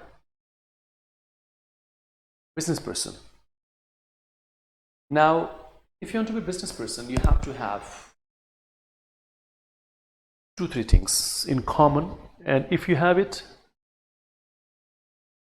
you are perfect for this job. If you don't, then there's a problem. What's that?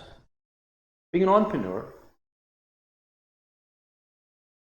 there's a difference in business person and entrepreneur. So entrepreneurs always come with some new ideas, which is not existing in the not existing idea in the world.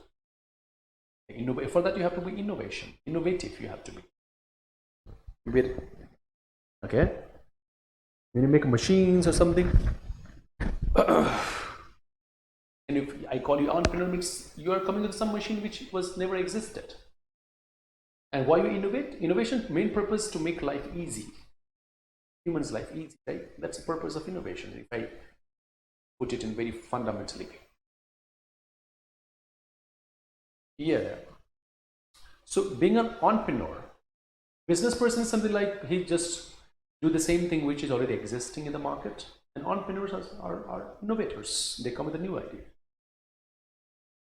So entrepreneurs should have few ideas. First of all, you should initiate. What happens? You take most of the entrepreneur, those who want to be, those who are already entrepreneur, then perfect. Those who want to be entrepreneur, you see a lot many people say, I have this idea, I have that idea, but they never starts working on that idea. You're never going to be an entrepreneur. So first of all, if idea comes in your mind, you really think so, it's worth, you should try it. So first of all, he should initiate. No matter what best idea you have, if you don't initiate, how would we? I mean, there's no point. You can't be intervened. First of all, initiate. When you initiate something, and especially when you're an entrepreneur, it means it's a new idea. New idea, which kind? When you implement this idea, when you started working on the new idea, mostly we know that we may face some problem. So when you face problem, you do not know which kind of problem you face, because since the idea is new, the problem will be new types. Problem types will be new, and nobody would be knowing how to solve it because these are not established problems. Because if the problem is very common, people already have how to solve this. Like COVID-19 happened, nobody was knowing what to do. So it took long time to invent make the medicines, this and that. People are not ready for it because this was very new tool. So when you are an entrepreneur coming with a new idea and initiate that idea, is risky. Why risky? Because of course, like when you implement idea, there's a plus minus. Not necessarily. Sometimes you may just you implement it just go without any disturbance. This also can happen. Not 100%. No, you will face problem for sure. It's not like that, but mostly. Because problem is like when you implement the new idea, even the people have no idea that, oh, what is this? They may not accept it. Even want to sell the bestest thing, they may not accept it because they have never seen that kind of products or service. It takes a little time for people to realize, oh yeah, this is for us and this can be done. So when you initiate anything, being an entrepreneur, since the idea is new, problem is new. When a problem is new, there's no solution. Solution is not existing. So it may take lots of time, money, brain to solve the new problems. So it means there is a risk without fail, without doubt. There is a risk, especially. Business person also has a risk, but less risk because his risk is known to the world. And if you face the same risk, there are problems, there are solutions you can use and solve it. Not 100%, but most of the time. But when it comes to entrepreneur, it's a risky. And okay, so initiated idea. Let's say you have risk-taking ability. When some problem arises, you solved it. Fantastic. But this will also not work. Only, of course, this has to be there. But plus one more thing, being an entrepreneur, you have to be innovator.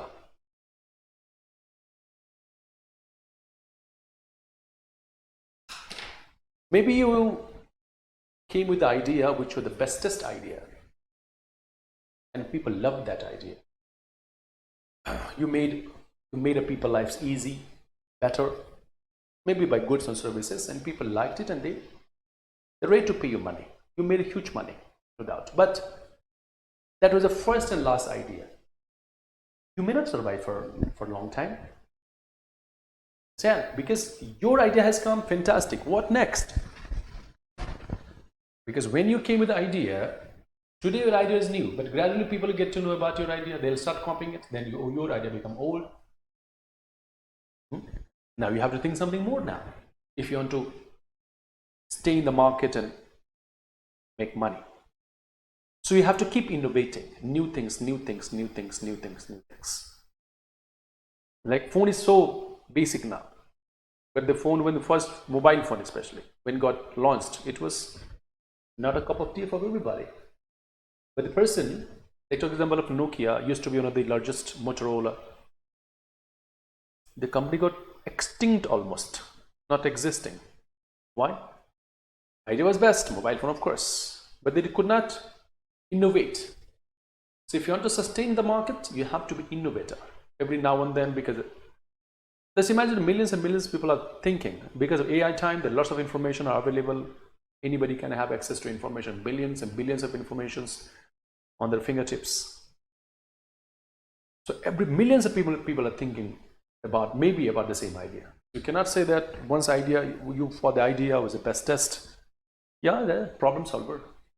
So bestest idea, and that one idea can with you, if you stick with the same idea, can make you can let you remain in the market king for longest period of time, maybe forever. No, it's not possible. So you have to keep innovating. So if you have this initiative, think if you got some idea, initiate it. Of course, you have some risk and you innovate. If you have 3 ability, you are perfect for becoming entrepreneurs. So let's talk about some features. When you're entrepreneurs, you have some objectives. First is organic objective. Organic.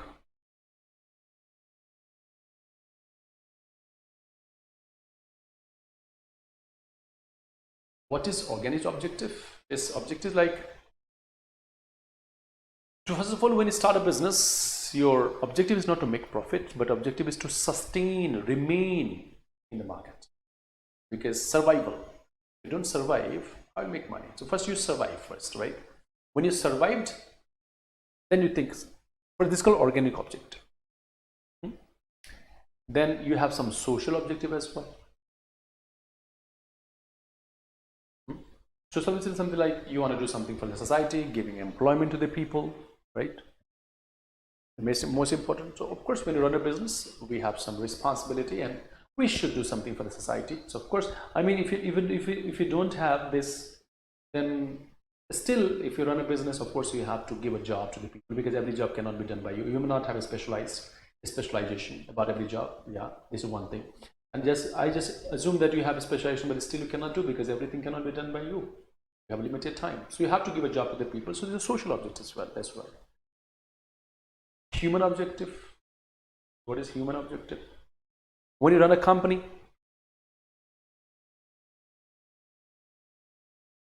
one of the most precious, important resource of the organization is people, human, the one who works for them. Of course, you have to keep them in your companies so that your company grow. So yeah, because if you want to be best in the market, social objective is I want to do something for the society. I want to give a job to the people. So this is my social objectives. I want to donate. I want to make lots of schools. The social objective I have. So if my business do well, yeah. Human objectives, like, so I need to preserve him. I mean, I want my company should give the job to the bestest mind. That's my objective. Like when you run a business, you must, let's say you're producing something very complex machine you're producing. So you are giving job to human. I thought you're giving job to engineers. So if your machine is very complex machine, and that's machine really going to help people a lot, it is what? It means you need a bestest mind to work. There's somebody has a bestest engineer, he's a bestest mind, but he's not getting any opportunity to work because there's no company like that. This is also your objective. When you're an entrepreneur, you want a company which that company can use the bestest mind in your country or abroad. America is known for this. Like they hire the people from across the globe, bestest mind. So you have a best mind, but where to use that mind? For that, there should be some platform. That's also one objective. National objective is like when governments has some idea like we should put this a social objective or a human objective, but one is like national objective. Like when the government, let's say most of the government now on this planet is capitalist, where the majority of business is owned by the private people. It's very simple. If the majority of business is owned by private people, then maximum job opportunity will be where? In private sector. This people also helps government, because government want to reduce the unemployment, and government know that even government try the best. Government cannot give job everybody to in the private government sector, because government sector companies are less. So if you are entrepreneurs, you are opening a company, you are hiring people. So kind of you are also serving the nation, country, helping country to get government job done or people's job, right? Understand me? So these all are the small and very basic important objective. I learned something basic one. Location and size of the plant, how big your plant would be. These are very simple thing. Finance, from where you get the money from the banks, from the how.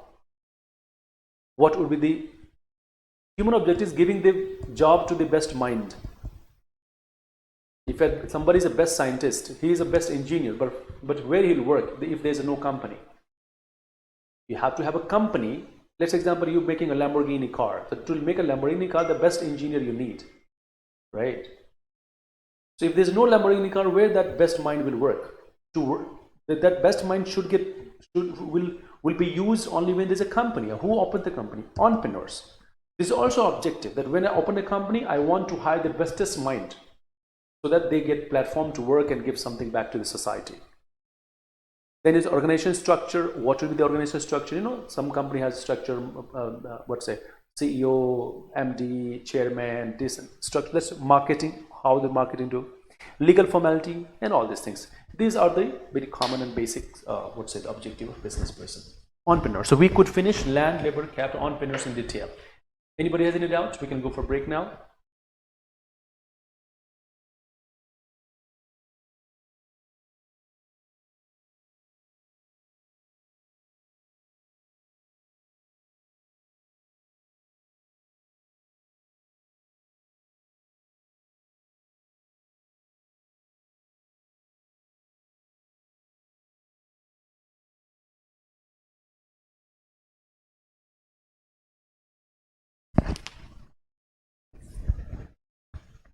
Okay, thank you. See you after break. Thank you, everyone.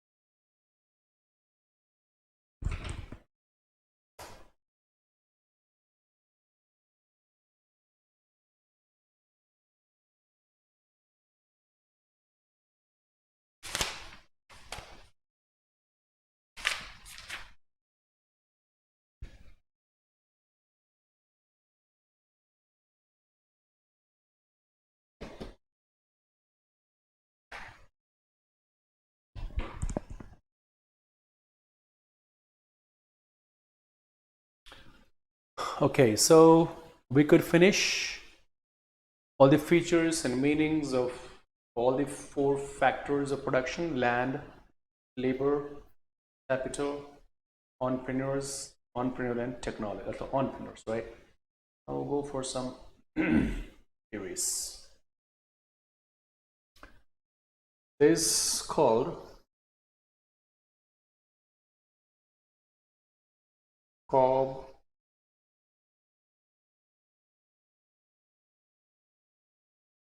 Douglas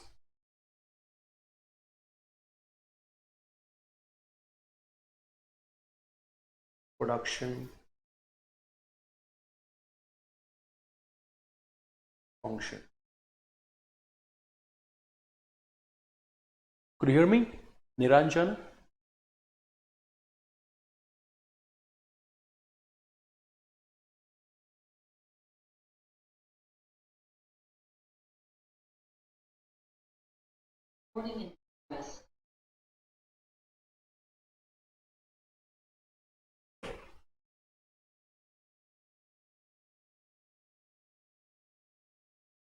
Okay.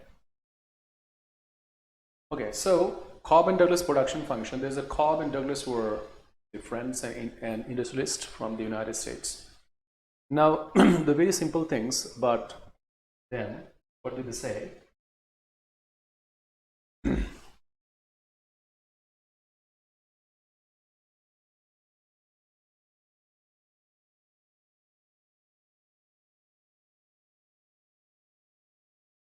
Q is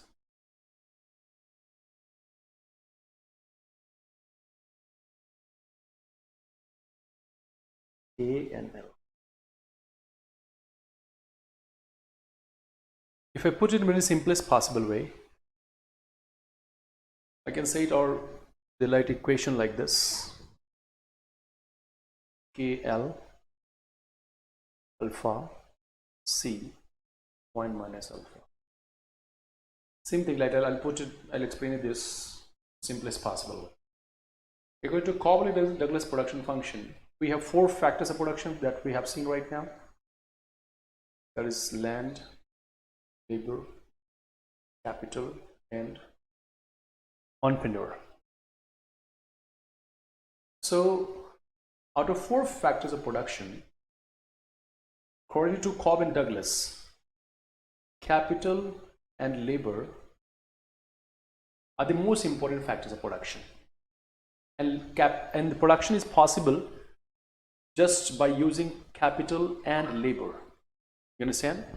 You can produce just by using capital and labor. You understand?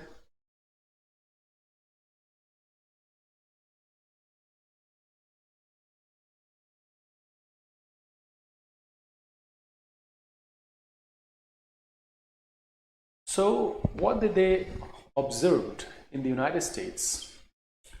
That if this is K for capital, L for labor. If the business person increase capital by 1 unit, then output will grow by 2.5, 0.25 I mean. And if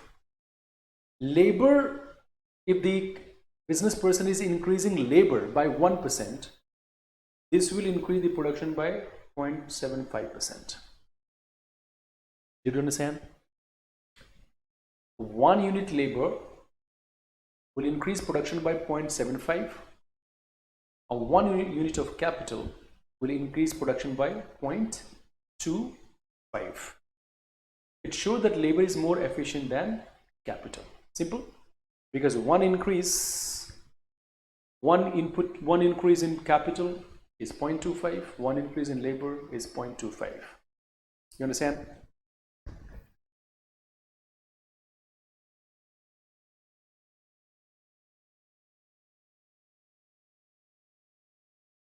And their observation was not only for a specific industry.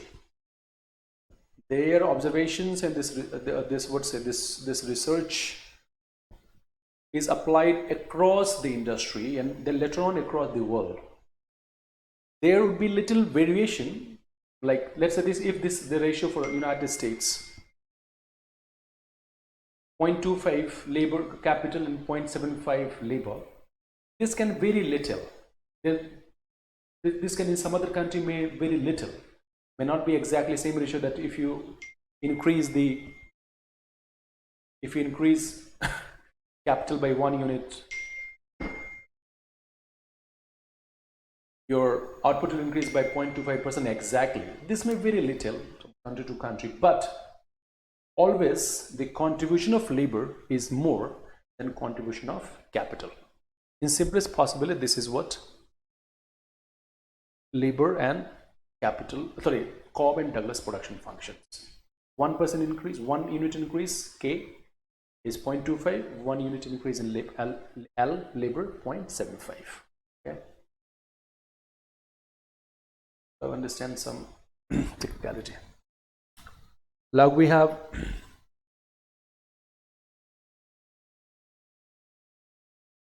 TP. TP stands for total production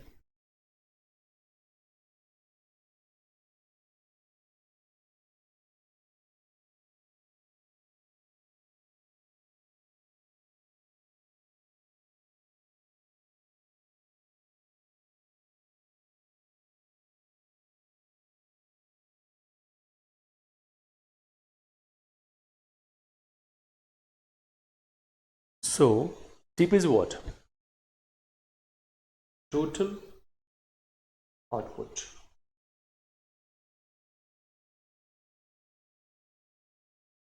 from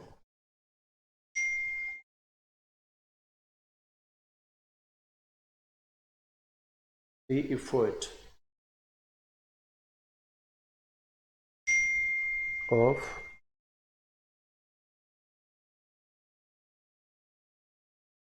all the factors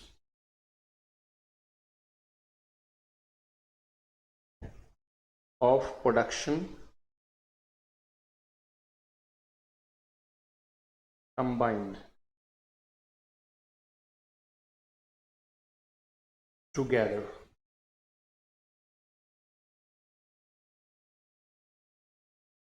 Okay.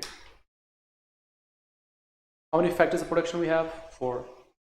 So what is total production? When all the factors of production, land, labor, capital, entrepreneurs, are coming together, and the amount of output we receive is nothing but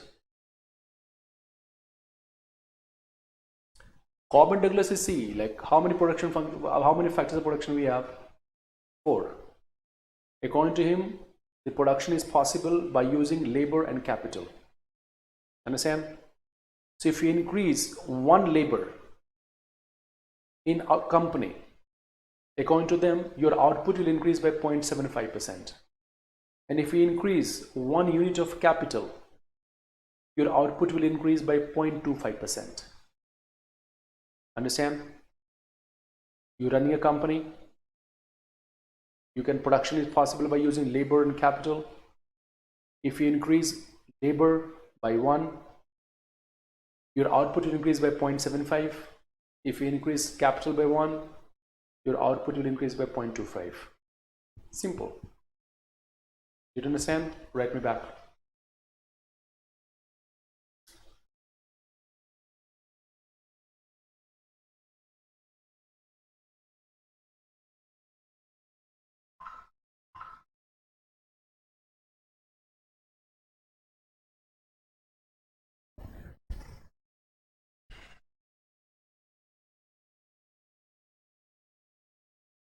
Okay, got it now?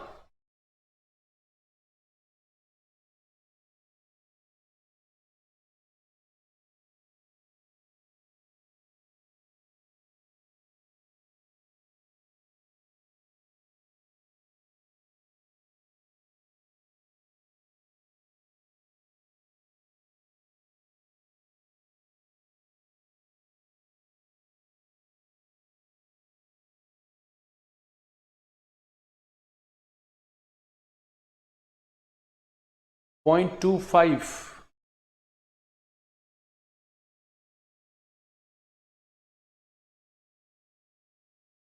1/4.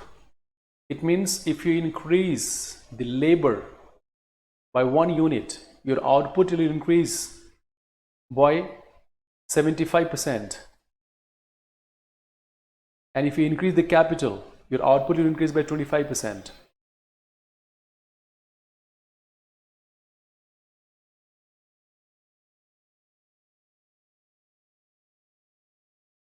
It means if you have a little food of sandwich and samosa, if you eat sandwich 1, you will get a satisfaction which is equal to 75%, means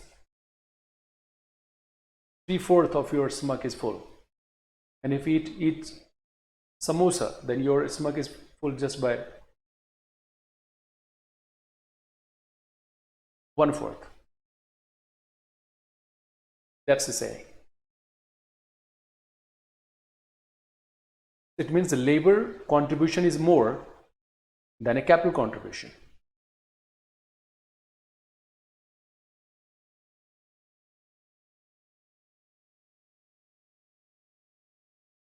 Yes, capital and labor, correct.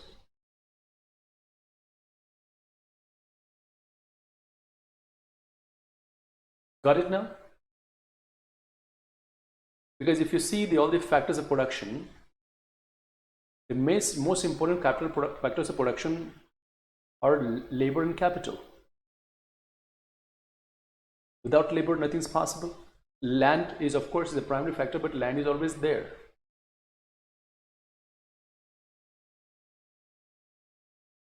Land is understood.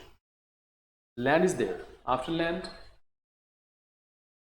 you need capital for production and you need labor, because without labor, nothing is possible, you know. Because out of 4 factors of production, labor is the most only active factor.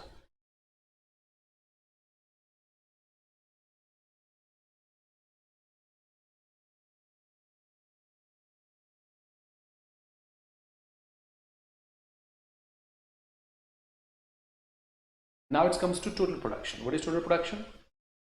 The total output from the effort of all the factors of production combined together. Means, what is total output? Land, labor, capital, and entrepreneurs all are coming together and they're producing. So total output is effort of all factors of production. That is land, labor, capital, entrepreneurs. And then the output you got. The output you got is nothing but your total output. Total output, total production. Understand?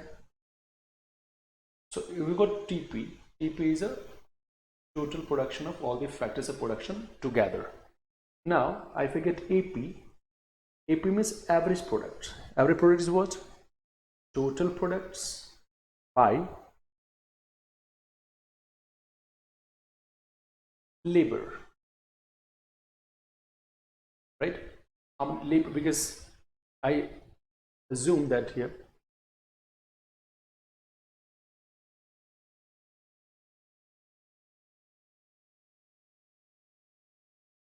per unit labor productions. So normally when you run a company,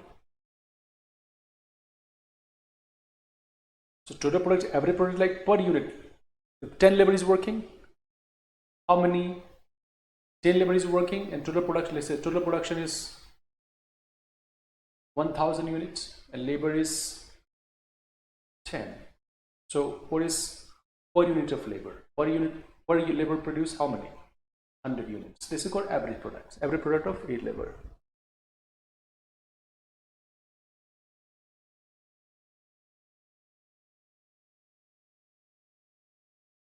Then it's called MP, marginal products. What is marginal product? Change in TP by change in L, labor.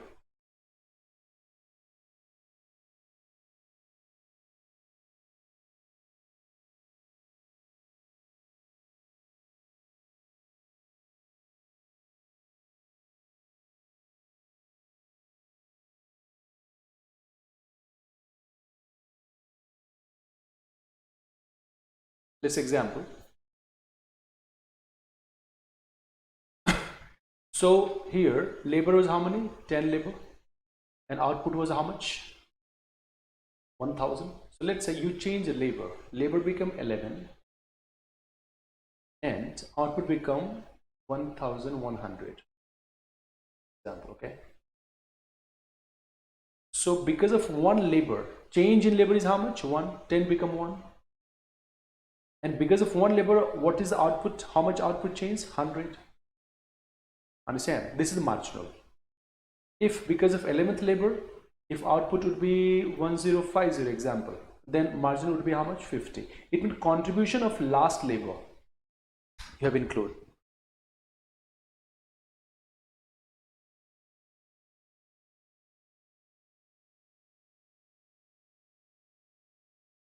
Understand?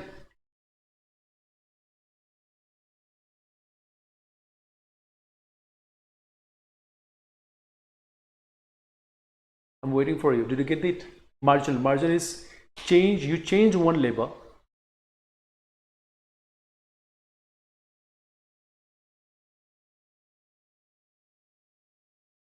Let's say 10 labor is making 20 output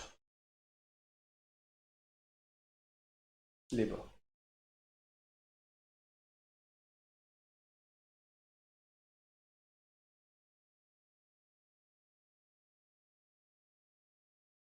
And 11th labor changed how much? 1. 10th become 1. I hired one more labor. Because of one more labor, the output is 25 example. So one labor change in labor is 1, 10 become 11, and change in output is how much? 20 become 25. How much change happened? 5. This 5 is nothing but marginal product. Got it?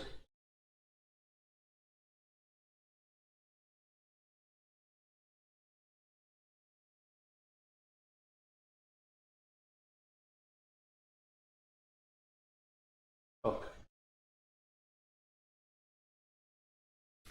So, well,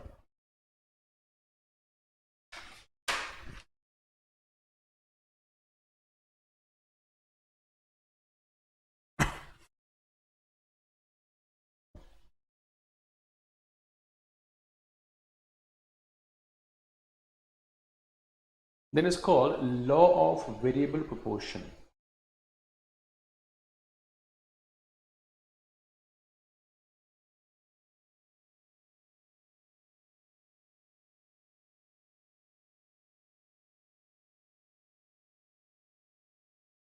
This law of variable proportion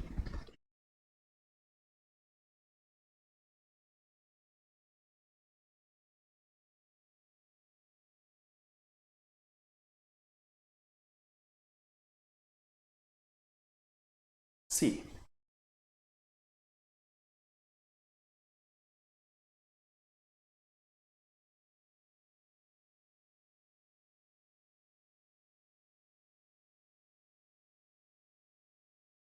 what happens when you do production, you keep one factor fixed.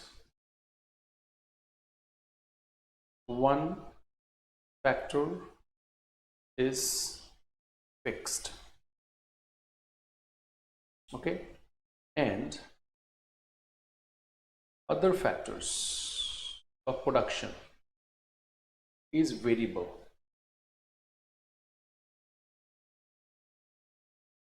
And we are talking about in short run.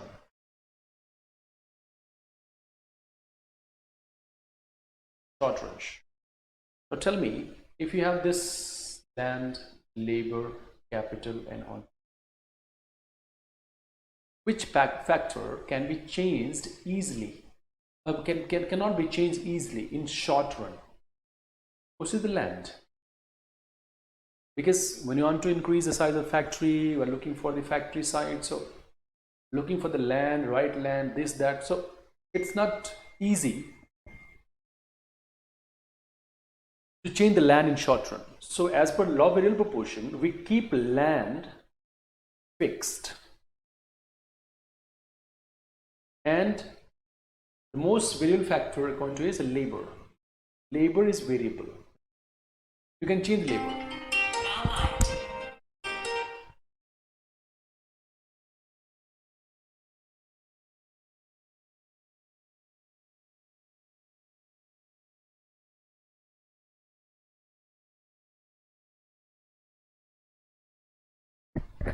Just give me 1 minute.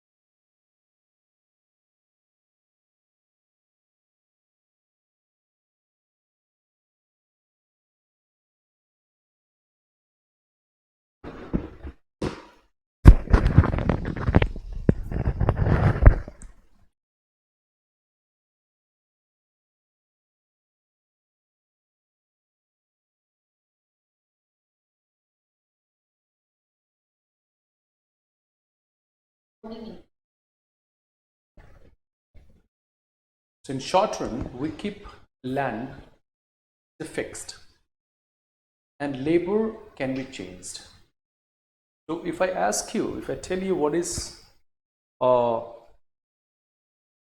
let's say the variable proportion of variable proportion, here we law says that if you keep one factor fixed, and in our example, as per this law, the land is fixed because land cannot be changed in very short run, and you keep changing labor.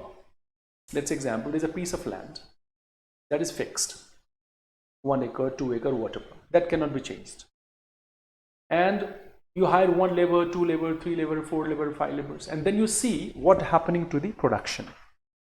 What happens to the production? This fixed land and changing labor, if I hire, let's say, as I told you, 1 acre of land, you hire 1 labor, they're producing, they're working on it, they will get some production. Again, you hire 1 more labor, will get some production. Again, you hire more labor, will get some production, like that. So there will be a time when production will reach, if I keep hiring labor on the same piece of land, the output will increase, then output will reach to the peak, and then will start falling. The output will fall. So this relationship, that is a labor, land is fixed, one fixed factor, and other variable factor, which is labor, is variable, then what shall happen? One is fixed, land is fixed, and you keep changing the labor 1, 2, 3, 4, 5, and what is happening in the output? That observation is nothing but law of variable proportion.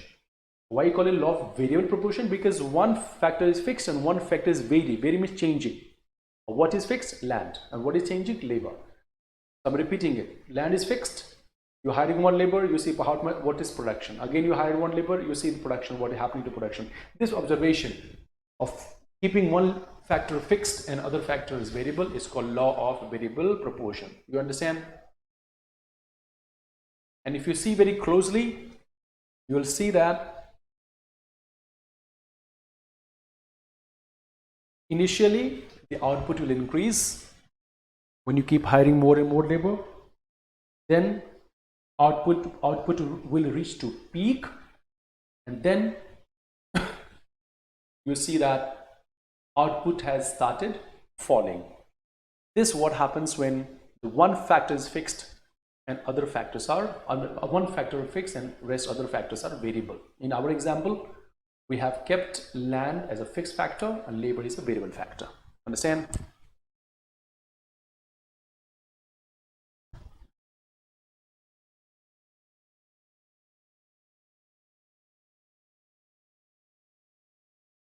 So this is for short run, because in short run you cannot change all the factors of production. So one factor, as I told you, the fixed and others are variable.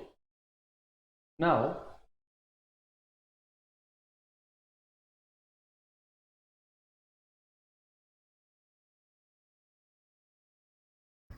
second is called law of returns to a scale. Law of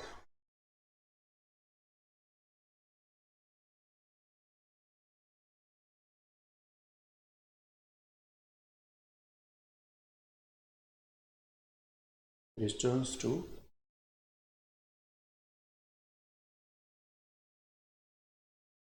law of return to scale is for long run.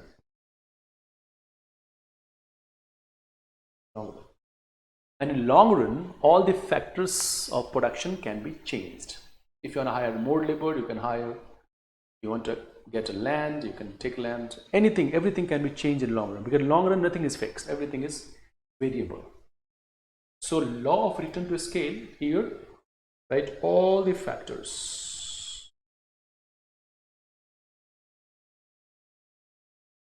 are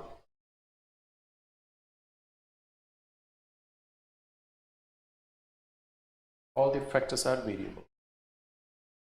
Okay. Now see, here we have three types. Three types means three situation is called increasing return,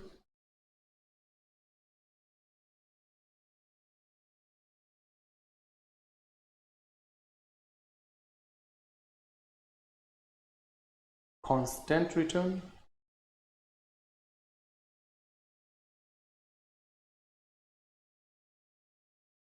third, decreasing return.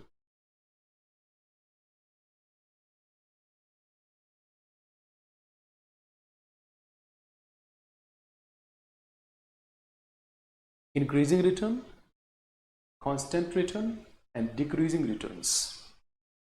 The three types, three situations we have. What does it mean?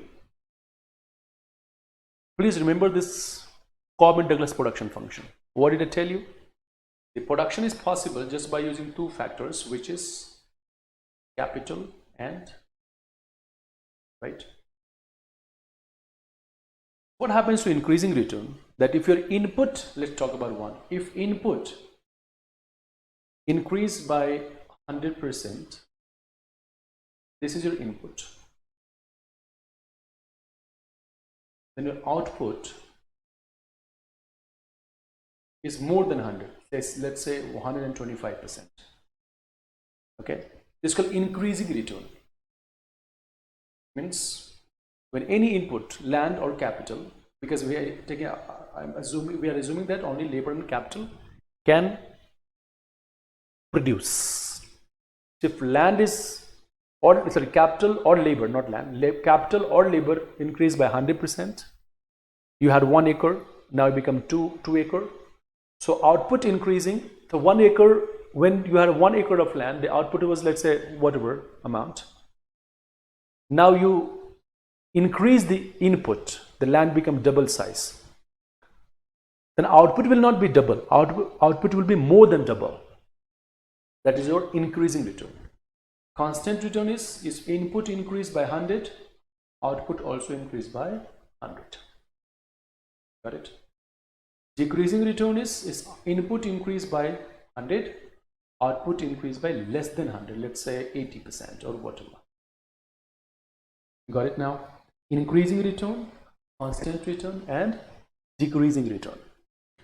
And when you say increasing constant and decreasing return. This happens in law of returns to a scale, and as I told you, the law of return to a scales means long run, and in the long run all the factors of production are can be completely changed, because in the long run nothing is fixed. You understand?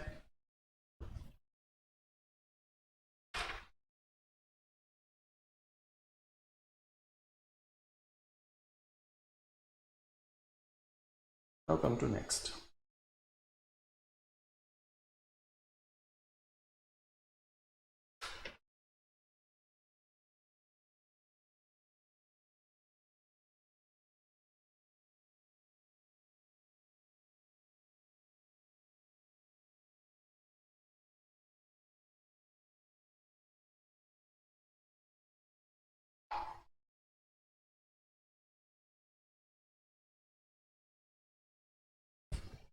This is called,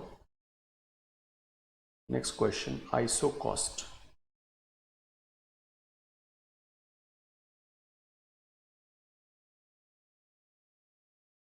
Sorry, ISO quant.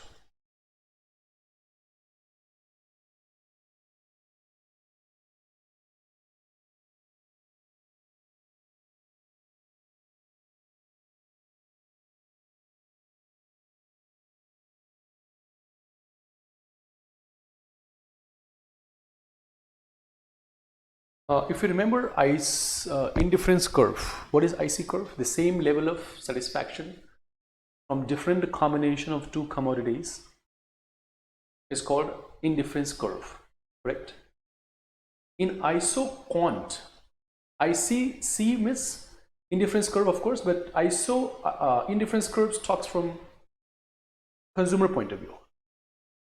But being a consumer, we are looking for what? Satisfaction. That's how we say same level of satisfaction from different combinations of two commodities. It's called IC indifference curve. ISO quant is what? From producer sides. In IC curve, we have seen same satisfaction from different combination of two commodities. Here also, you know that as per our assumption, the production is possible just by using capital and labor. So what ISO quant curve says, let me write it here. Same like IC, but just IC will be ISO quant representing producer. Same level in IC curve, same level of satisfaction. Here, same level of output, because we are talking about producers. Same level of output from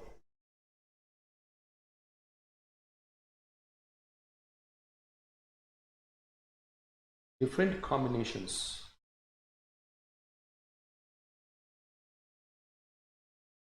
of two input is ISO quant.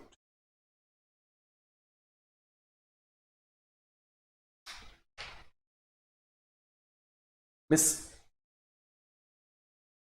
in IC, you're talking about same level of satisfaction. We are talking about same level of output. From how many commodity? Two. Different combination of two commodities. There I see same level of satisfaction from different combination of two commodities. Here same level of output from different combination of two input. Input is which one? Labor and capital. Capital and labor. It's called ISO quant. You understand?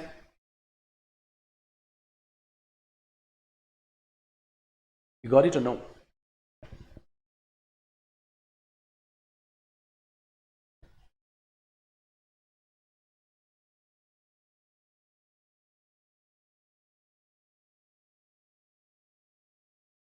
Okay. Okay.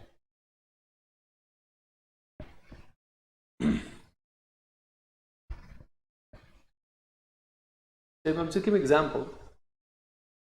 Capital and labor.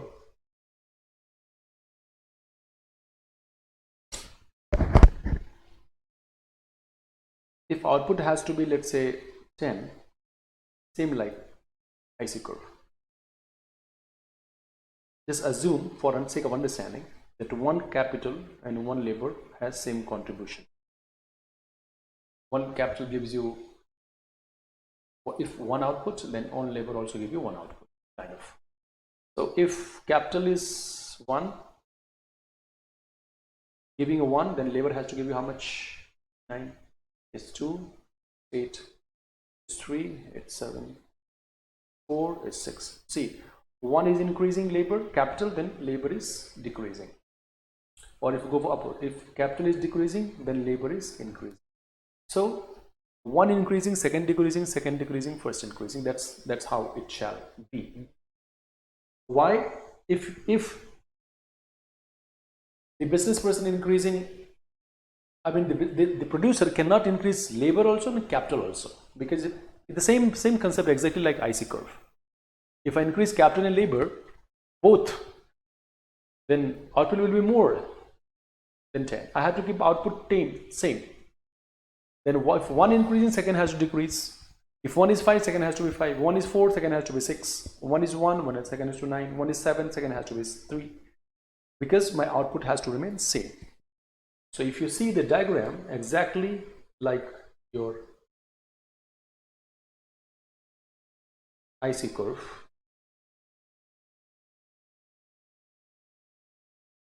like this, ISO quant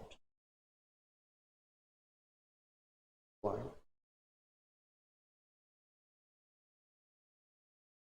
Understand? You can say, let's say the labor is increasing, so you can say, example, labor right side is increasing and capital is falling, so you can say capital.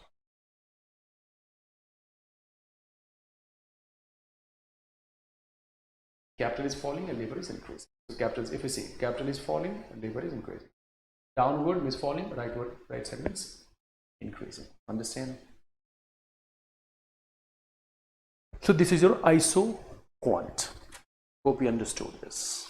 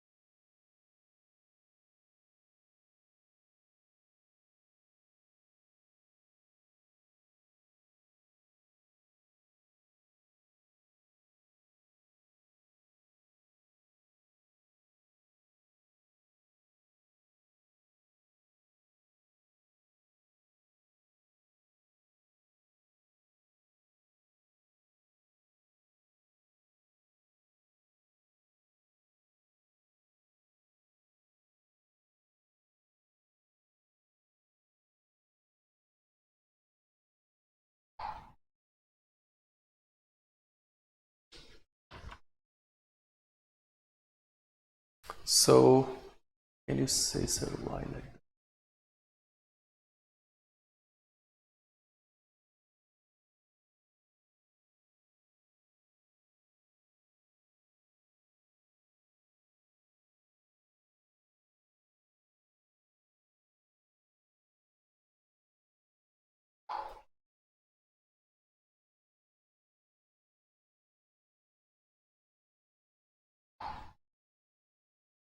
Let's say if you want 10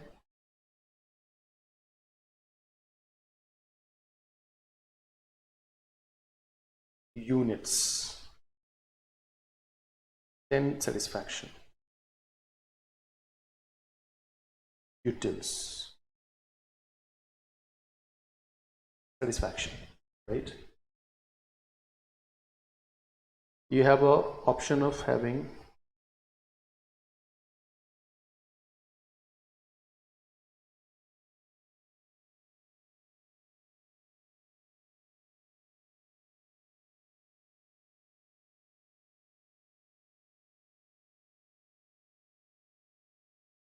apple and mango.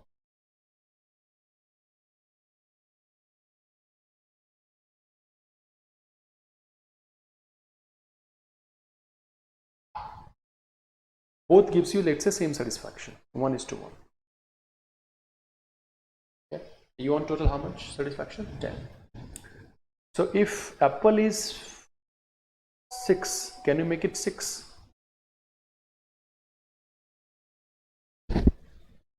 How much it's? 12. But his satisfaction is how much? How much he wants only?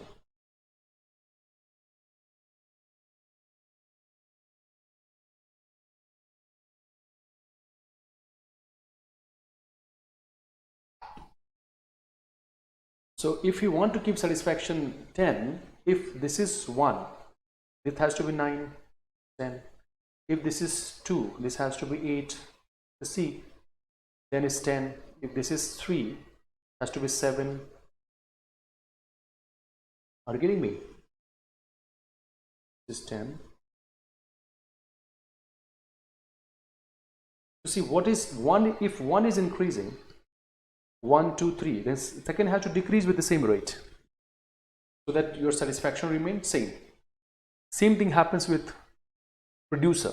If producer increases capital and labor both, then its output will be more than 10. If you want to have output only 10, then if one is capital is increasing, labor has to decrease. If capital is decreasing, labor has to increase. Exactly with the same logic. Get it?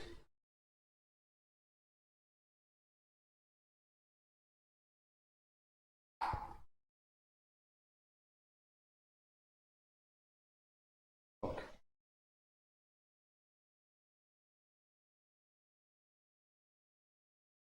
So by this, we could finish the big one and the third chapter of. So nature and scope of business is over, theory of demand is over, theory of cost, production cost is over. Now we'll go for the next one, which is called market. Price determination in different markets.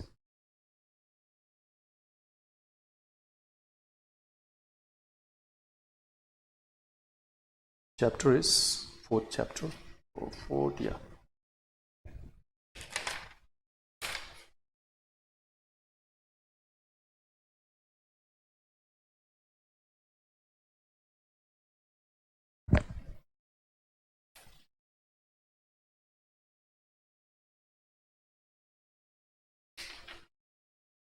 No, there is one small chapter, not small, little big, but yeah. So theory of cost, we need to understand the cost. After that, there is a market.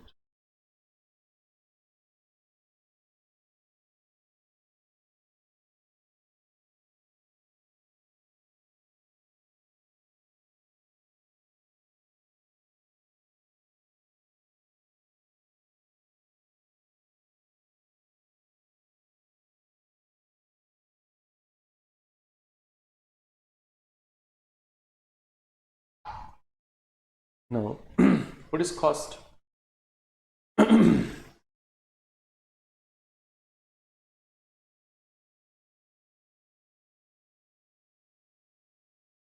can say in simplest, sacrifice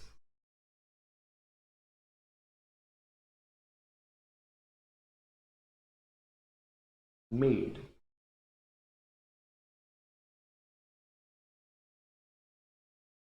in order to get something.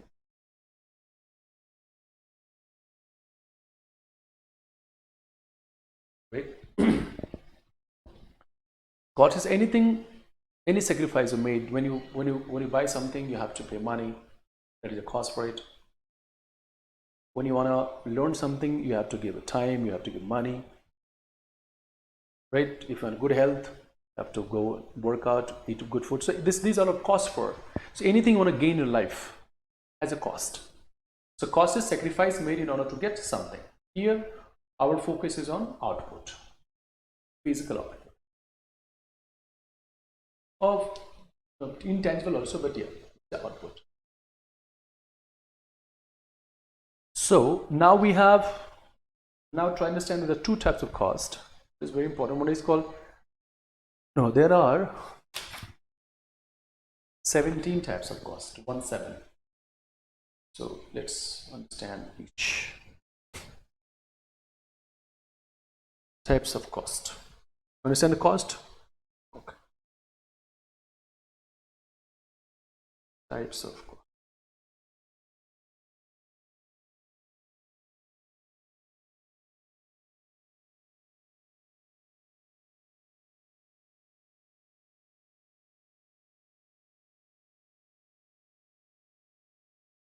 First one.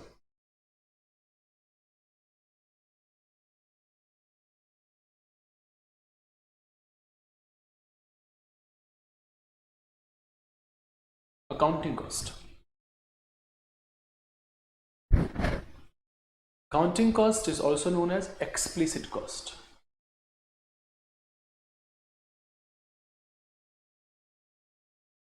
Explicit cost.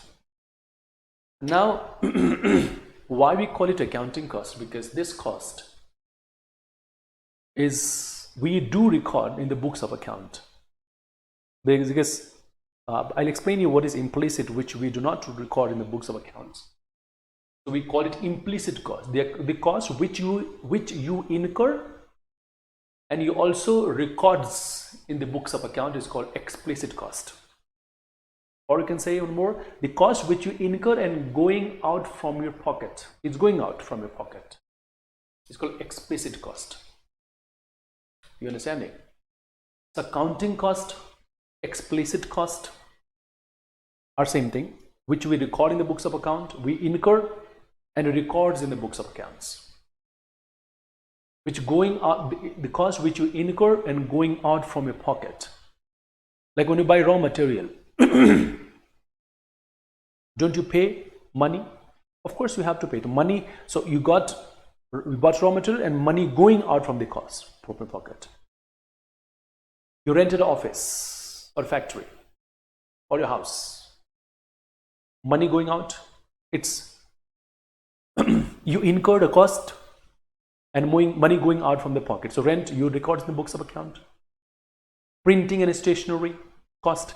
So all this, any kind of cost which you incur and going out from your pocket is called explicit cost or accounting cost. You understand? Okay. Then second is called implicit cost. This is explicit, second is implicit.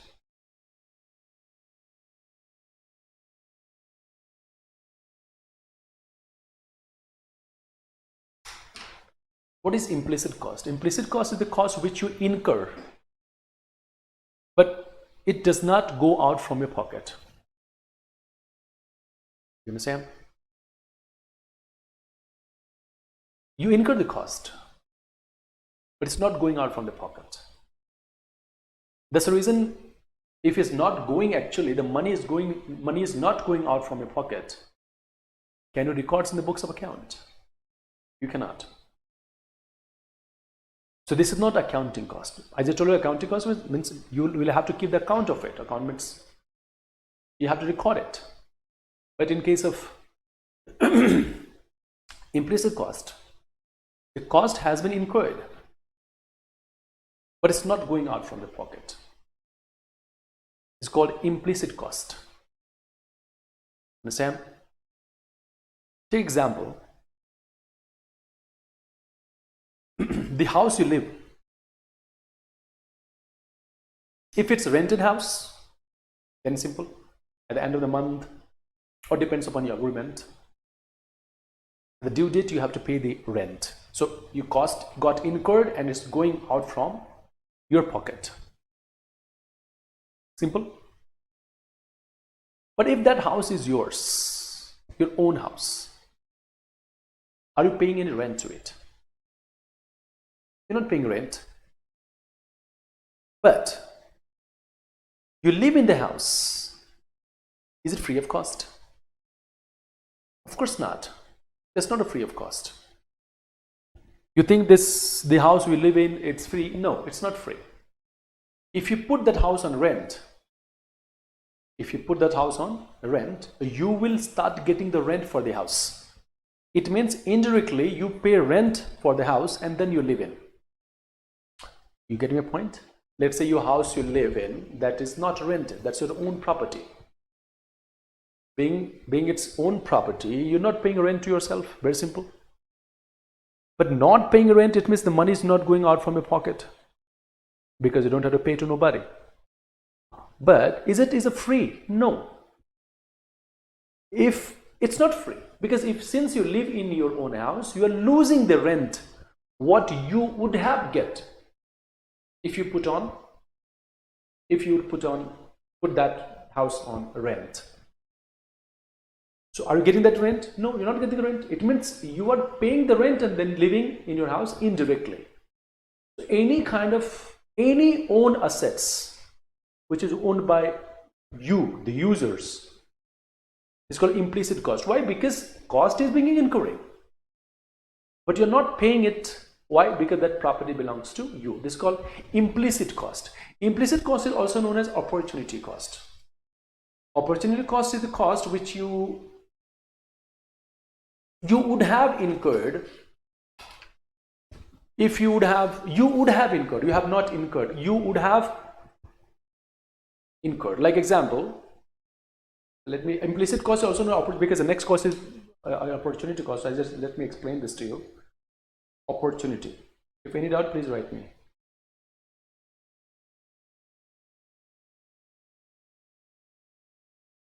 Opportunity cost.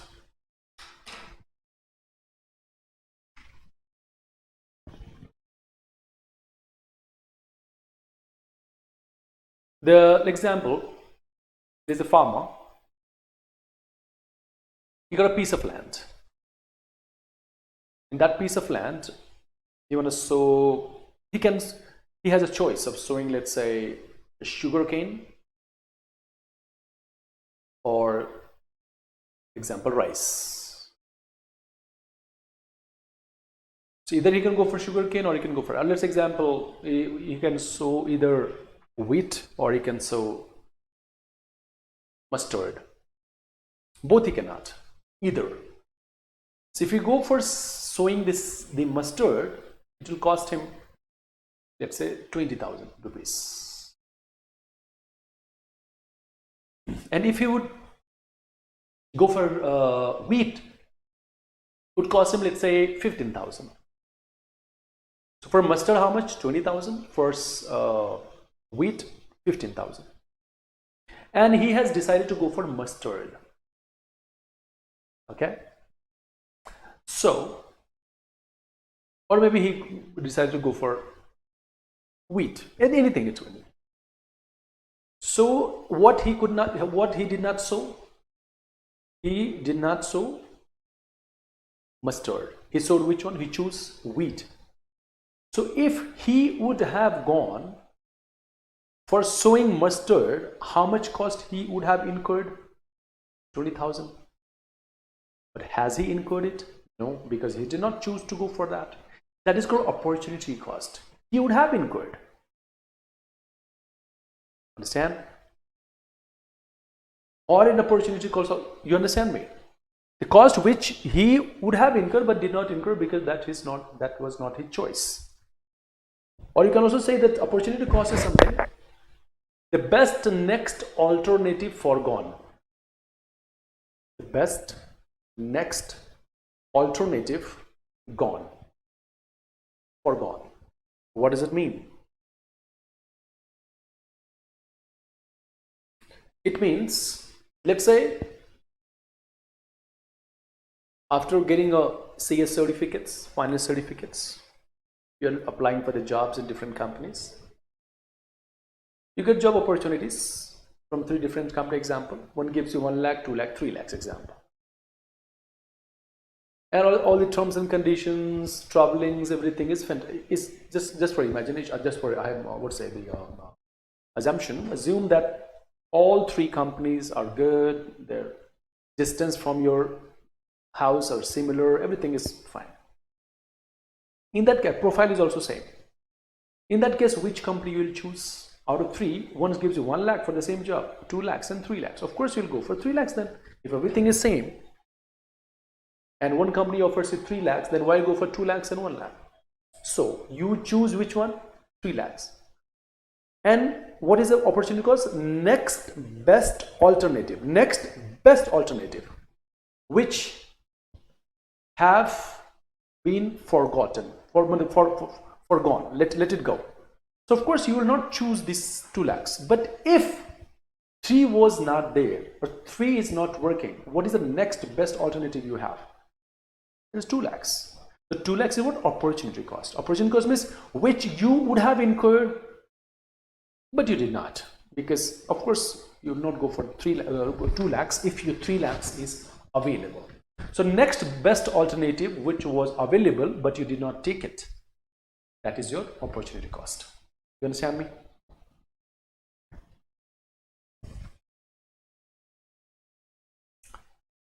Please write me if any doubt.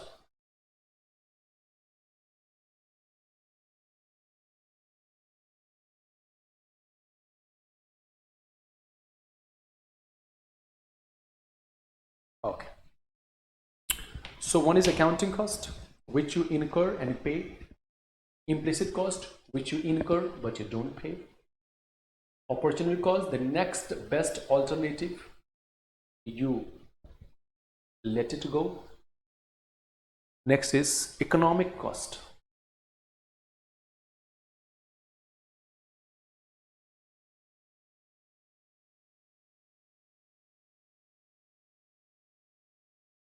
What is economic cost? Economic cost is very simple. Together, explicit cost plus implicit cost is equal to economic cost. Both costs together. Understand? Then it's called outlay cost. Outlay. Outlay means we did yes last time. Outlay means expenses.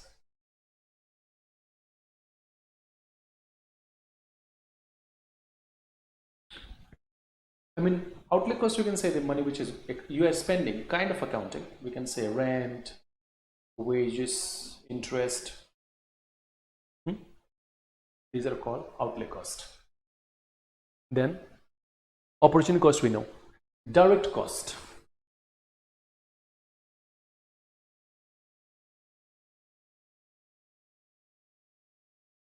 It means direct means traceable cost.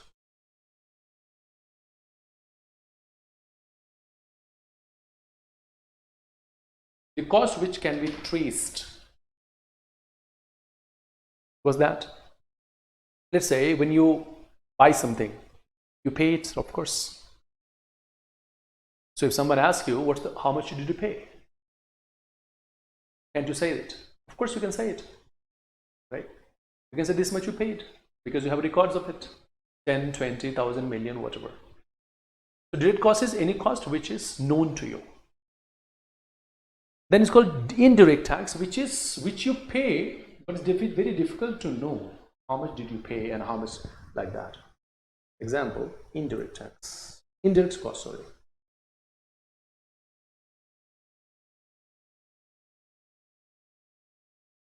Non-traceable.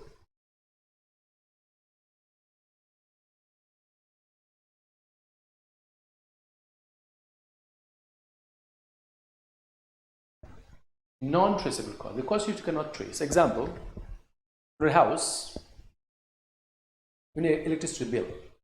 Let's say you got 5,000 electricity bill. If I ask you how much in this 5,000, how much bill for charging your mobile phone, because when you charge your mobile phone, of course it consumes electricity. That consumption is included in the 5,000. But can you tell me exactly how much money out of 5,000 is for charging electricity?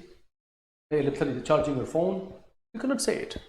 It's very difficult for you to trace it. This is called indirect tax. Indirect cost. Next is sunk cost. I guess you remember very vividly, I did tell you sunk capital. Same thing, sunk cost. You bought something like air conditioner. That air conditioner cannot be used for any other purpose. That's single purpose. Sunk cost. That means money got sunk in that product. Sunk cost. You understand? Next is historical cost.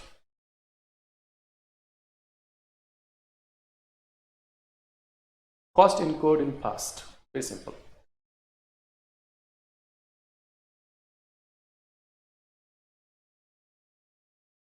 Cost which you have incurred in past is called which cost?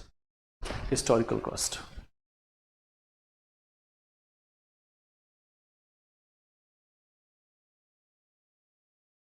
Yeah, replacement cost.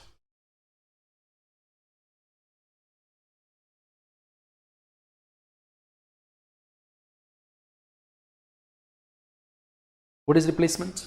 Let's say you bought a machine. The machine you want to replace it because that machine probably is an old one. So if you sell the machine, let's say you got 10,000.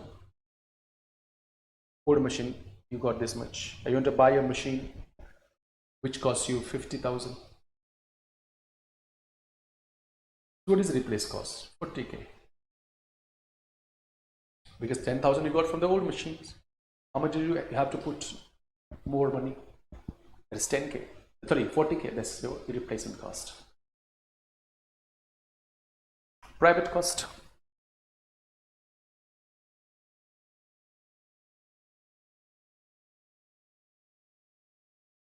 Private cost means the cost which is incurred by the company to produce goods. Simple. Cost incurred by the company to produce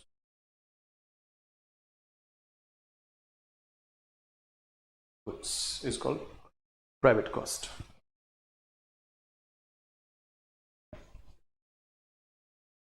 Next is social cost.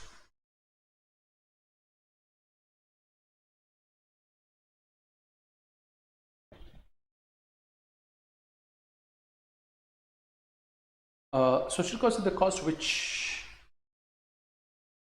society bears because of production. Because when company produces goods, or goods mostly, yeah, they pollute. Pollutions happen. Lots of toxic airs and water comes out from the factory. Now, who pay the price for this?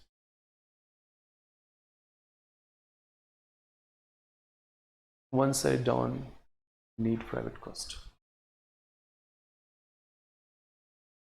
Cost incurred by the company to produce goods. Copy this. Let me know once you copy it.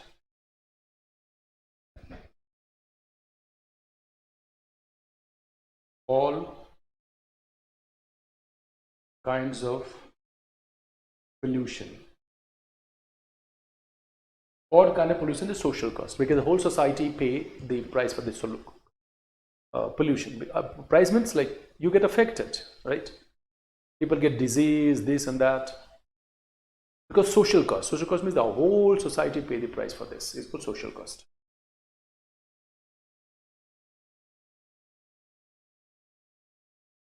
Replacement. Replacement cost like the old machine you sold at 10K. New machine price is 50K. So 10K you already have new machine price cost 50. What to replace new machine? How much actually you paid? 40K. Because 50K is price, 10K you got from the old machine by selling old machine. How much did you pay from your own side? Your own side, 40. That is your replacement cost.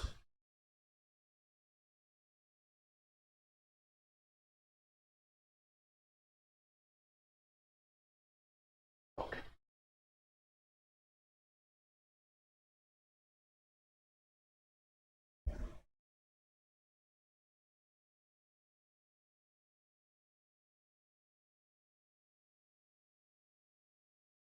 Social cost, I told you, all kinds of pollution, social cost. Now then, fixed cost.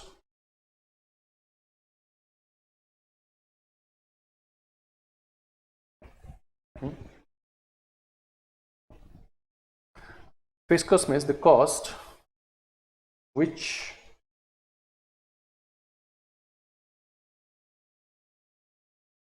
does not change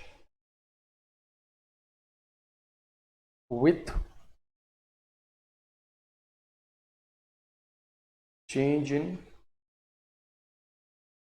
output. It means, and Fixed cost means, I told you, if you remember, nothing is fixed in long run. So anything, whenever I write fixed, it means I'm talking about short run, short time or short run.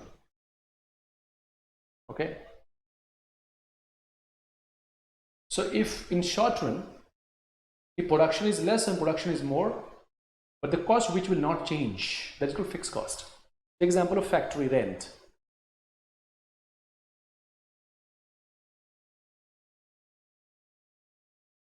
Factory rent is 10,000. Now you in short time, you use this factory for 24 hours, or use the factory for 8 hours, or don't use the factory at all. Does your rent changing? Does your rent change? It does not. The fact if you shut this factory, you do not use it for at all for a month. Can you say? Can you say, or can you request? Where can you skip rent? You cannot skip rent. The owner will say, I do not ask you to not operate, not to work in my factory. If you have made an agreement for 5 years, no matter you use for 24 hours this factory, or you don't use it at all, you just use for a few hours, that's your problem. I need my payment. You understand? So some cost does not change. It will remain same in short run. It's called fixed cost. So fixed cost does not change with change in output. Output is 0 or output is too much, fixed cost will not change. In long run, if you want to double factory, you want to buy one more factory, then of course the cost will go up. But in short run, I'm talking about the fixed cost is fixed, which does not change with change in output in short run. As I said, like fixed, nothing is fixed in long run. So whenever I write fixed, it means I'm talking about short run. Next is VC. VC means variable cost.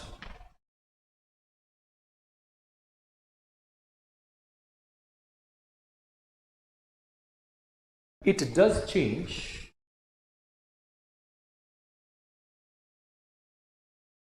with change in output. If output changes, variable cost changes. Variable cost, like example, you run a factory.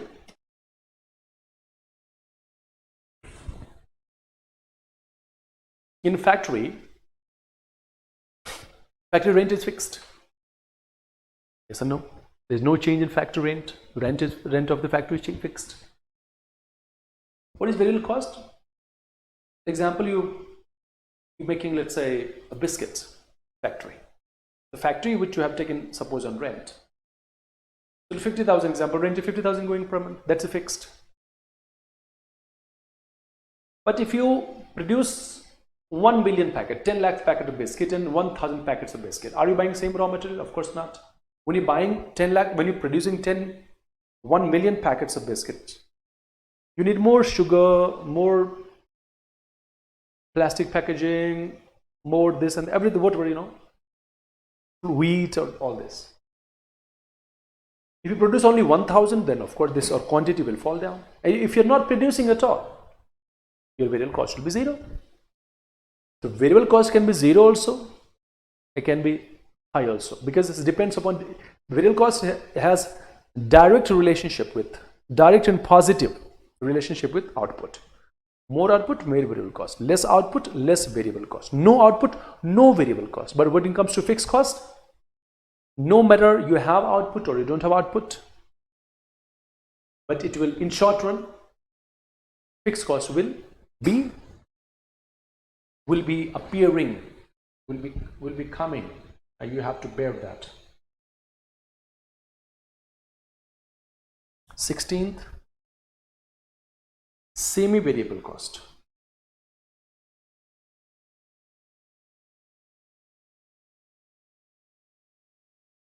What's that? It's very simple. Fixed cost plus variable cost is semi-variable cost.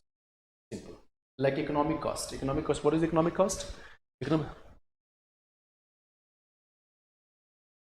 Okay. Variable cost is the cost which you incur. Let's example. Fixed cost, you understand. Let's say you're making a biscuit. So if you're making 10,000 packets of biscuit, are you not buying more flour, more wheat, more packaging, more sugar, right? If you make only 1000 packets of biscuit, then you all the quantity materials you have to buy less. So variable cost is, production is high, variable cost is high. Production is low, variable cost is low. And let's say you have not produced single packet of biscuits. Are you buying the flour and this and that? No, you're not buying.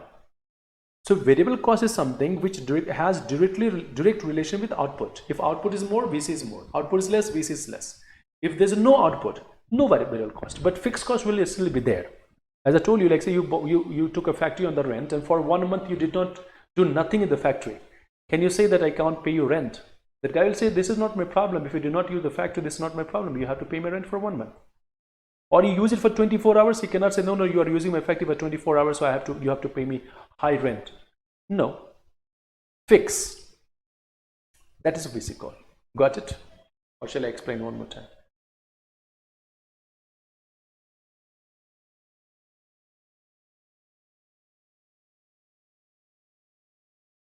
Okay.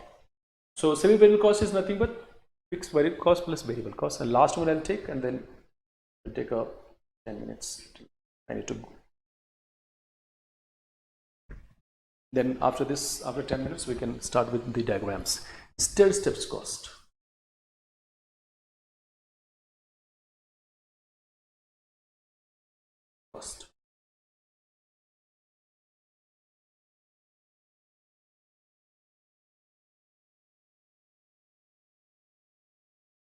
So what happened? The company has some fixed cost. Let's say there's a permanent employees and temporary employee. So there's a permanent employee has a salary of 10,000 per month. Example, this is 10,000 salary. But in some time in between, the company keep hiring a labor for some temporary work, like some helping kind of nature. So whenever they come, this is a fixed cost. Whenever they come, the extra employee for some emergency job, for small jobs, of course they will not work here for free. So let's say they get paid 1,000 example. What happened? Your variable cost is, sorry, your stair step cost is this much. It was fixed. This increased. Let's say this temporary workers has come only for 1 month. After 1 month, again it will be how much cost? 10,000 only. Again, future they may need some more work. They may need some more labor. So the labor is coming, and they got paid how much? 2,000. So this become your physical stair steps cost. It's like one cost is fixed, and then between, because of some emergency or maybe some short work, temporary work, the cost goes up like that. This is called variable cost. Sorry, stair steps cost. One is fixed, one is variable. One is fixed, one is variable. Fixed is like, I just told you, permanent employee. Variable like 1,000 for what, 2,000 for the when running a company, you have hired let's say 10 employee, but sometimes you need somebody to help for short period. So when they come, they will not work freely, right? You have to pay them. So when you pay, that cost goes up. This is what stair steps cost. Did you understand?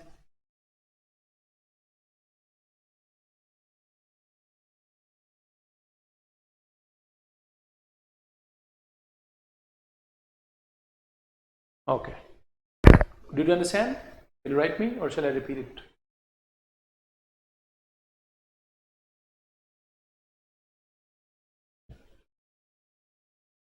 Okay. In 10 minutes, we'll start with the question answer. Sorry, diagrams.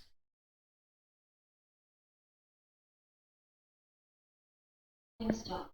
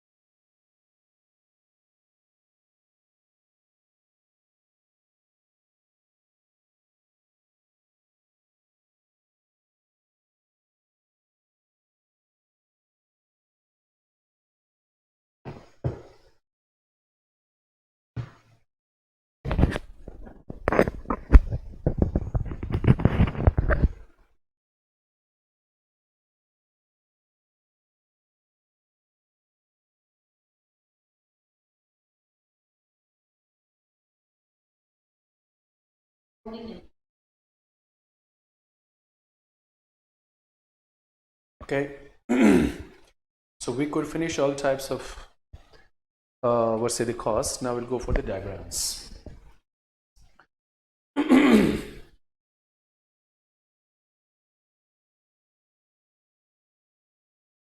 First we'll go for variable cost diagram.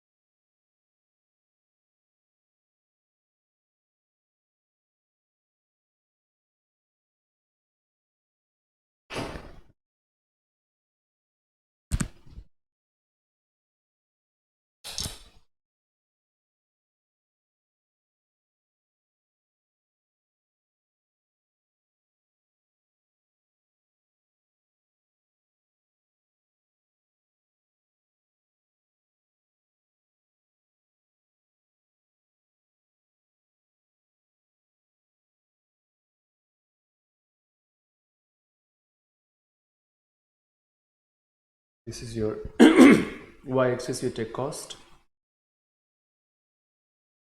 x-axis you take output,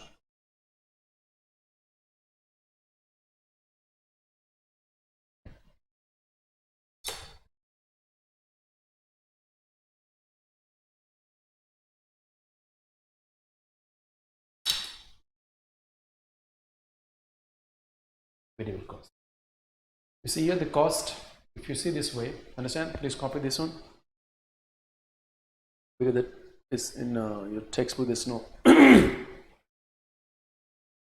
So if the output increasing this way, see the cost is increasing like this and output is also increasing. But output increasing, cost is increasing. So your VC can be 0 because I'm starting from 0. I told you if the production is 0, your VC will be 0. If since production increasing more, so variable cost will increase. Understand? This is your variable cost. Then your fixed cost.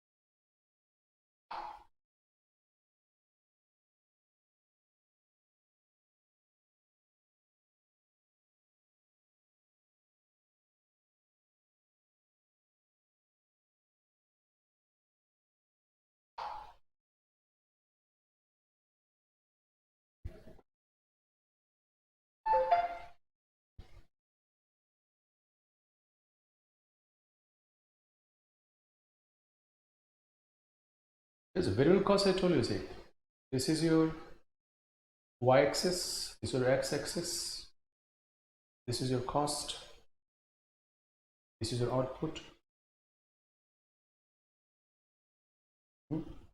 Safety. I'm starting VC from here, it's going up like this.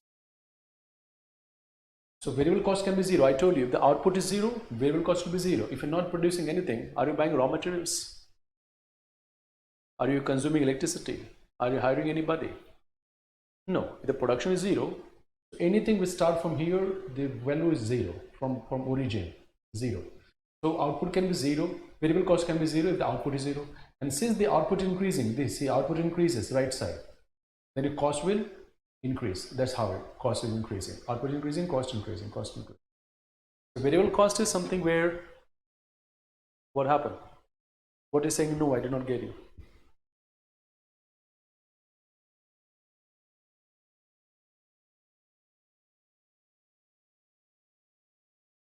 Did you understand or no?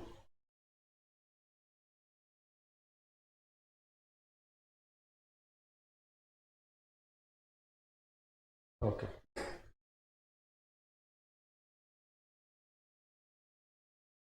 times fixed cost.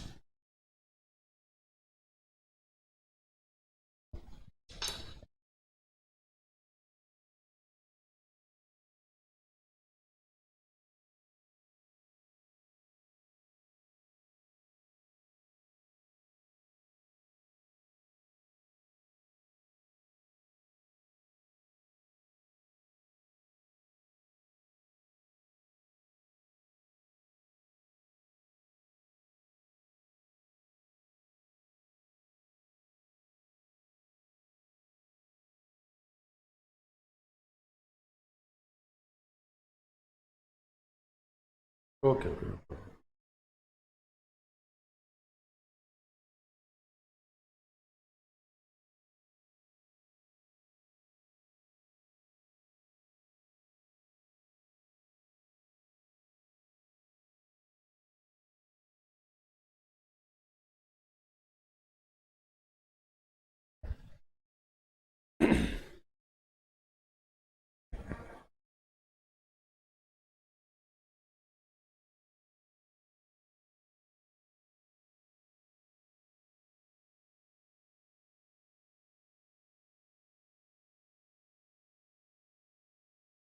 So what is happening here?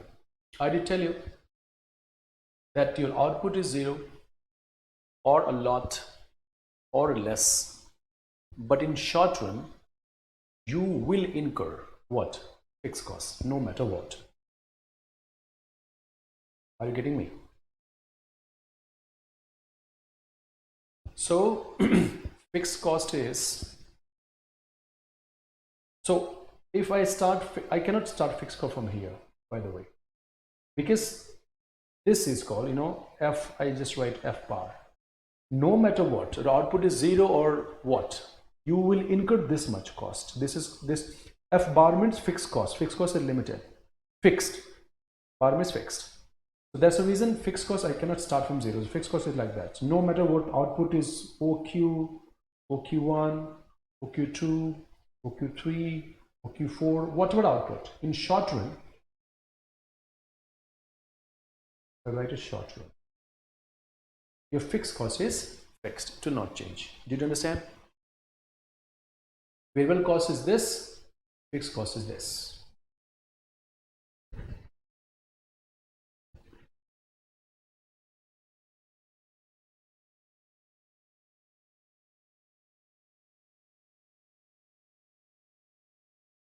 Now it's called semi-variable cost. Semi-variable cost, I told you like it's a combination of both fixed cost plus variable cost.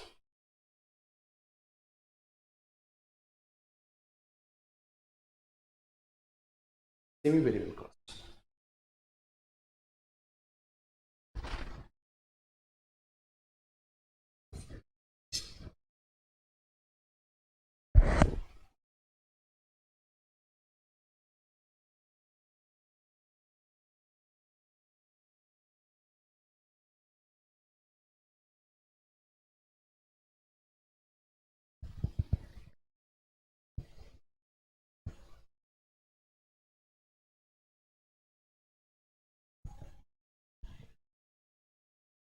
We have to place both the costs together.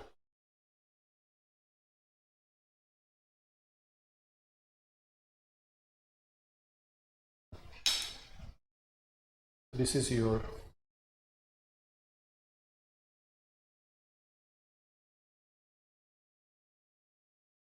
cost. This is your FC, your VC.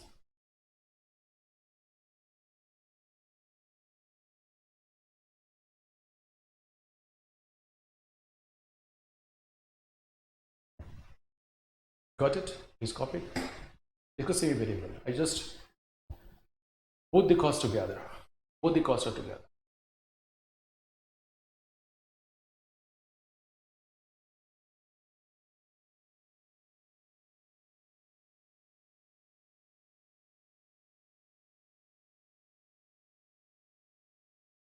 Okay. Fixed cost is done, variable cost is done, semi-variable done. Now is stair steps cost.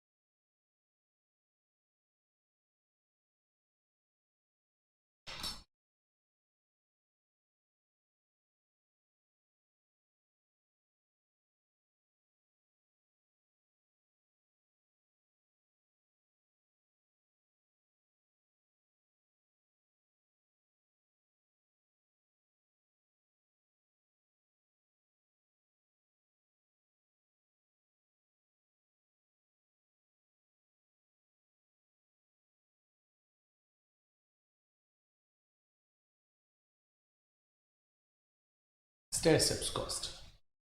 I tell you, you see the horizontal one. Why I'm not starting this from zero? Because there are some, I told you that there's a fixed one employee with fixed salary. This area shows a fixed salary. Then the increasing part, the vertical line shows that in between company may hire somebody for help, short-term help. Then again they will go when they leave. The again is normal. Again in future you can hire somebody for a short time. So you have to pay salary, so cost go up. Again is 10,000. Again increase. Again may 10,000. Again increase. Again like this. Stair steps cost. You understand?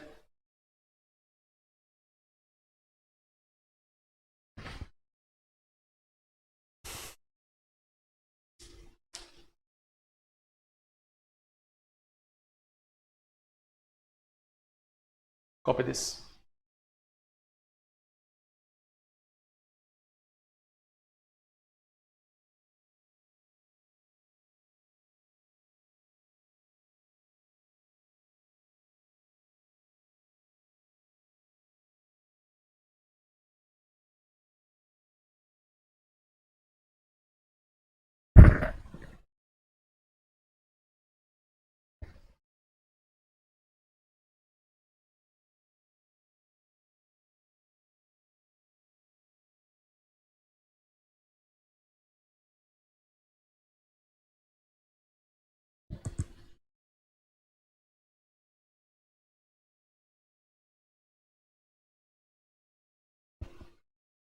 Then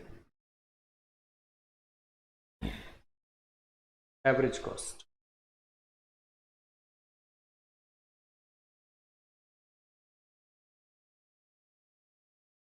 Average cost is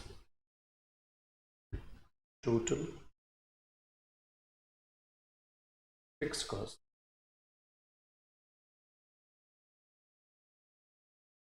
by total input. If the input is labor, then so AC is nothing but TC by Q. Q means number of labor. The same goes how much company incurring cost per labor. Per labor, how much cost? This is AFC. Average fixed cost. C, there is a table, unit, UFC, AFC.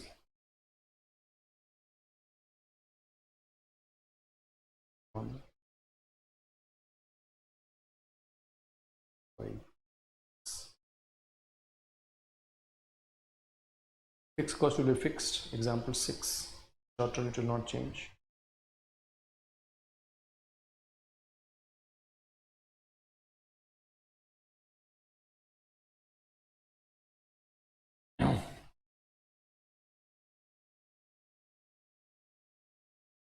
Sorry.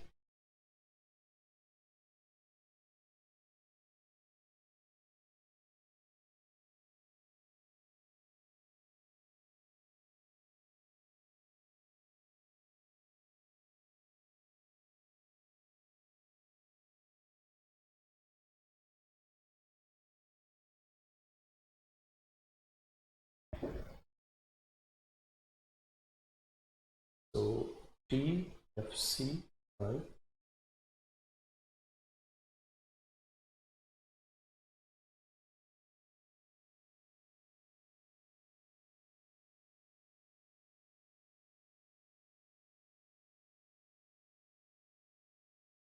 TFC by Q. So here, let me tell you the table.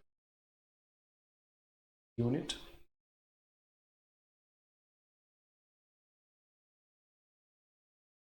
output. This is your TC.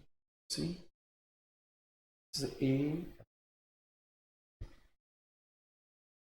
0.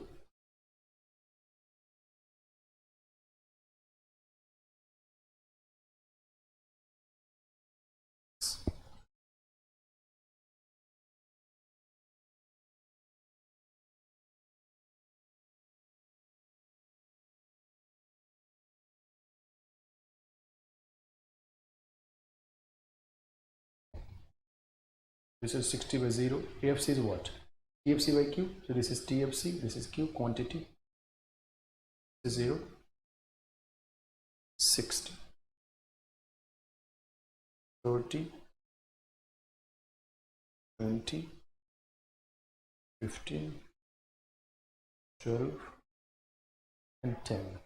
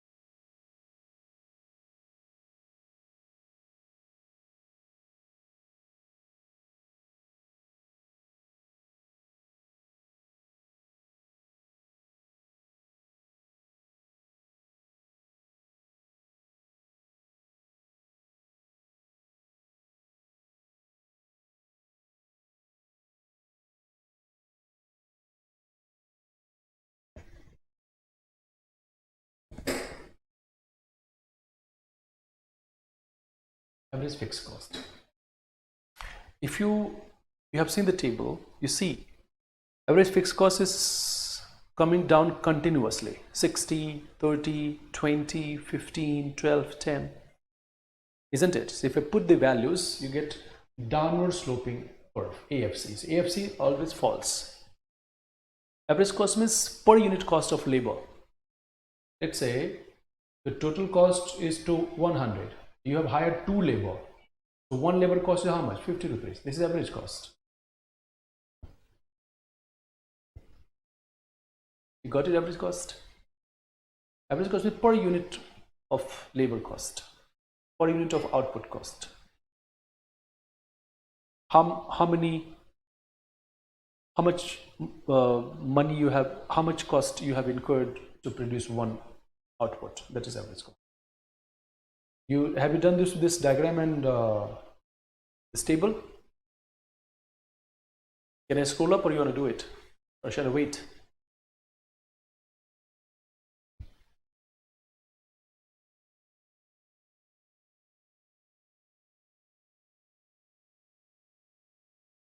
Okay. Then we'll take one more and then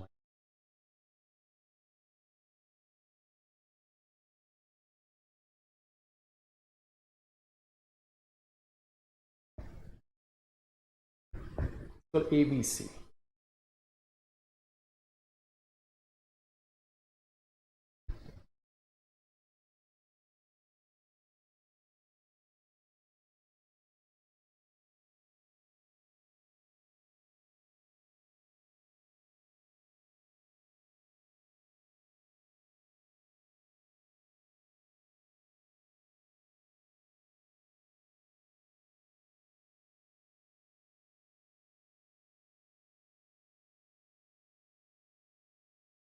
ABC is TVC, total variable cost by Q, will give you ABC. The unit TVC, ABC. 0 to 6.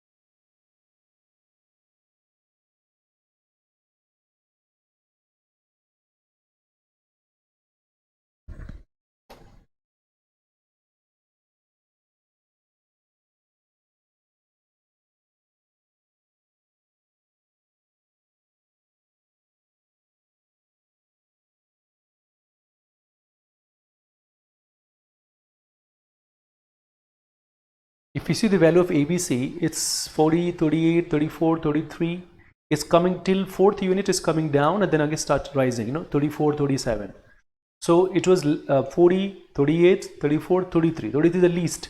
It means from top it's coming down, again when it comes down, again started rising. So the shape of ABC is something like this. ABC. Like coming down, down, down, reaching to 33 and then again starts rising. So this is ABC. Can I go or shall I wait? The last one. Next one is.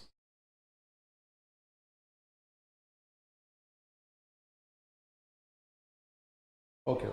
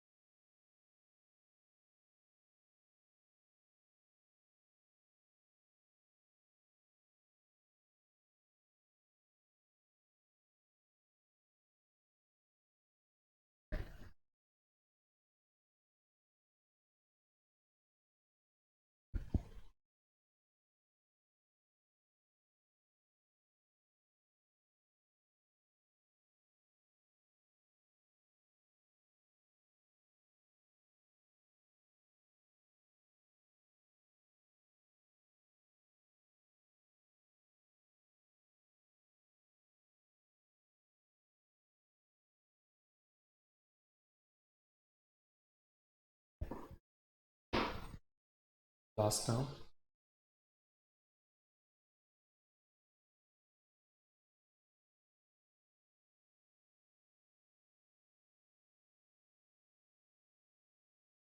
It's called ATC. Average total is ATC or AC both are same. So TC by Q. So units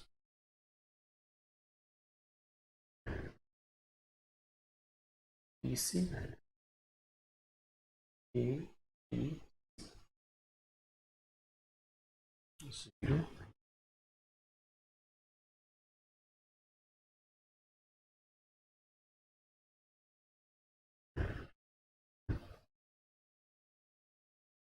60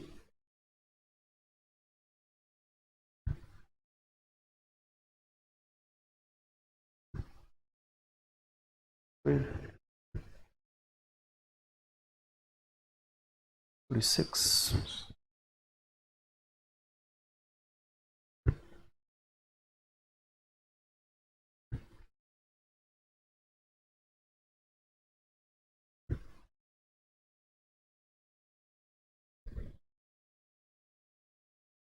Okay, the ATC is simple. TC by Q. First is 100, 68, 54, 48, 46, 47.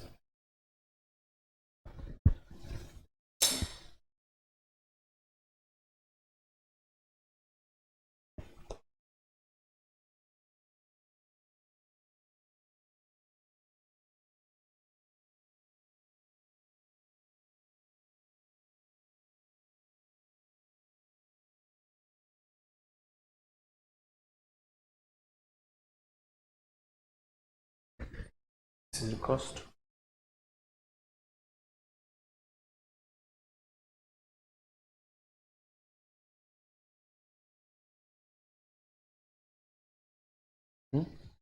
Same thing, see, cost is coming down after fifth unit. This is the least, ATC is least, so again it starts rising, 46 become 47, but it's growing very slowly. So you go like this.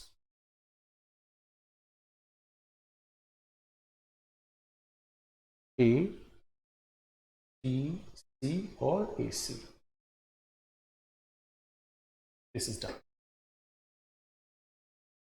Please copy this, and then we will see you tomorrow.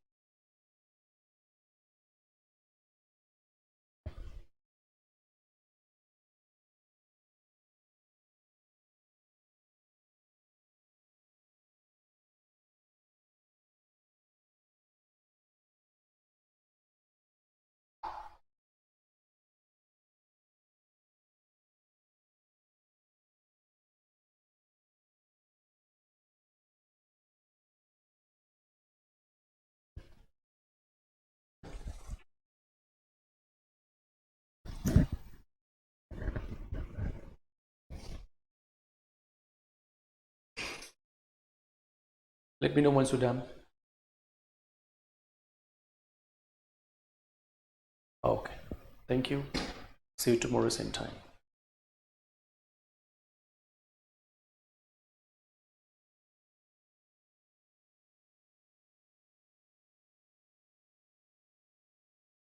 Recording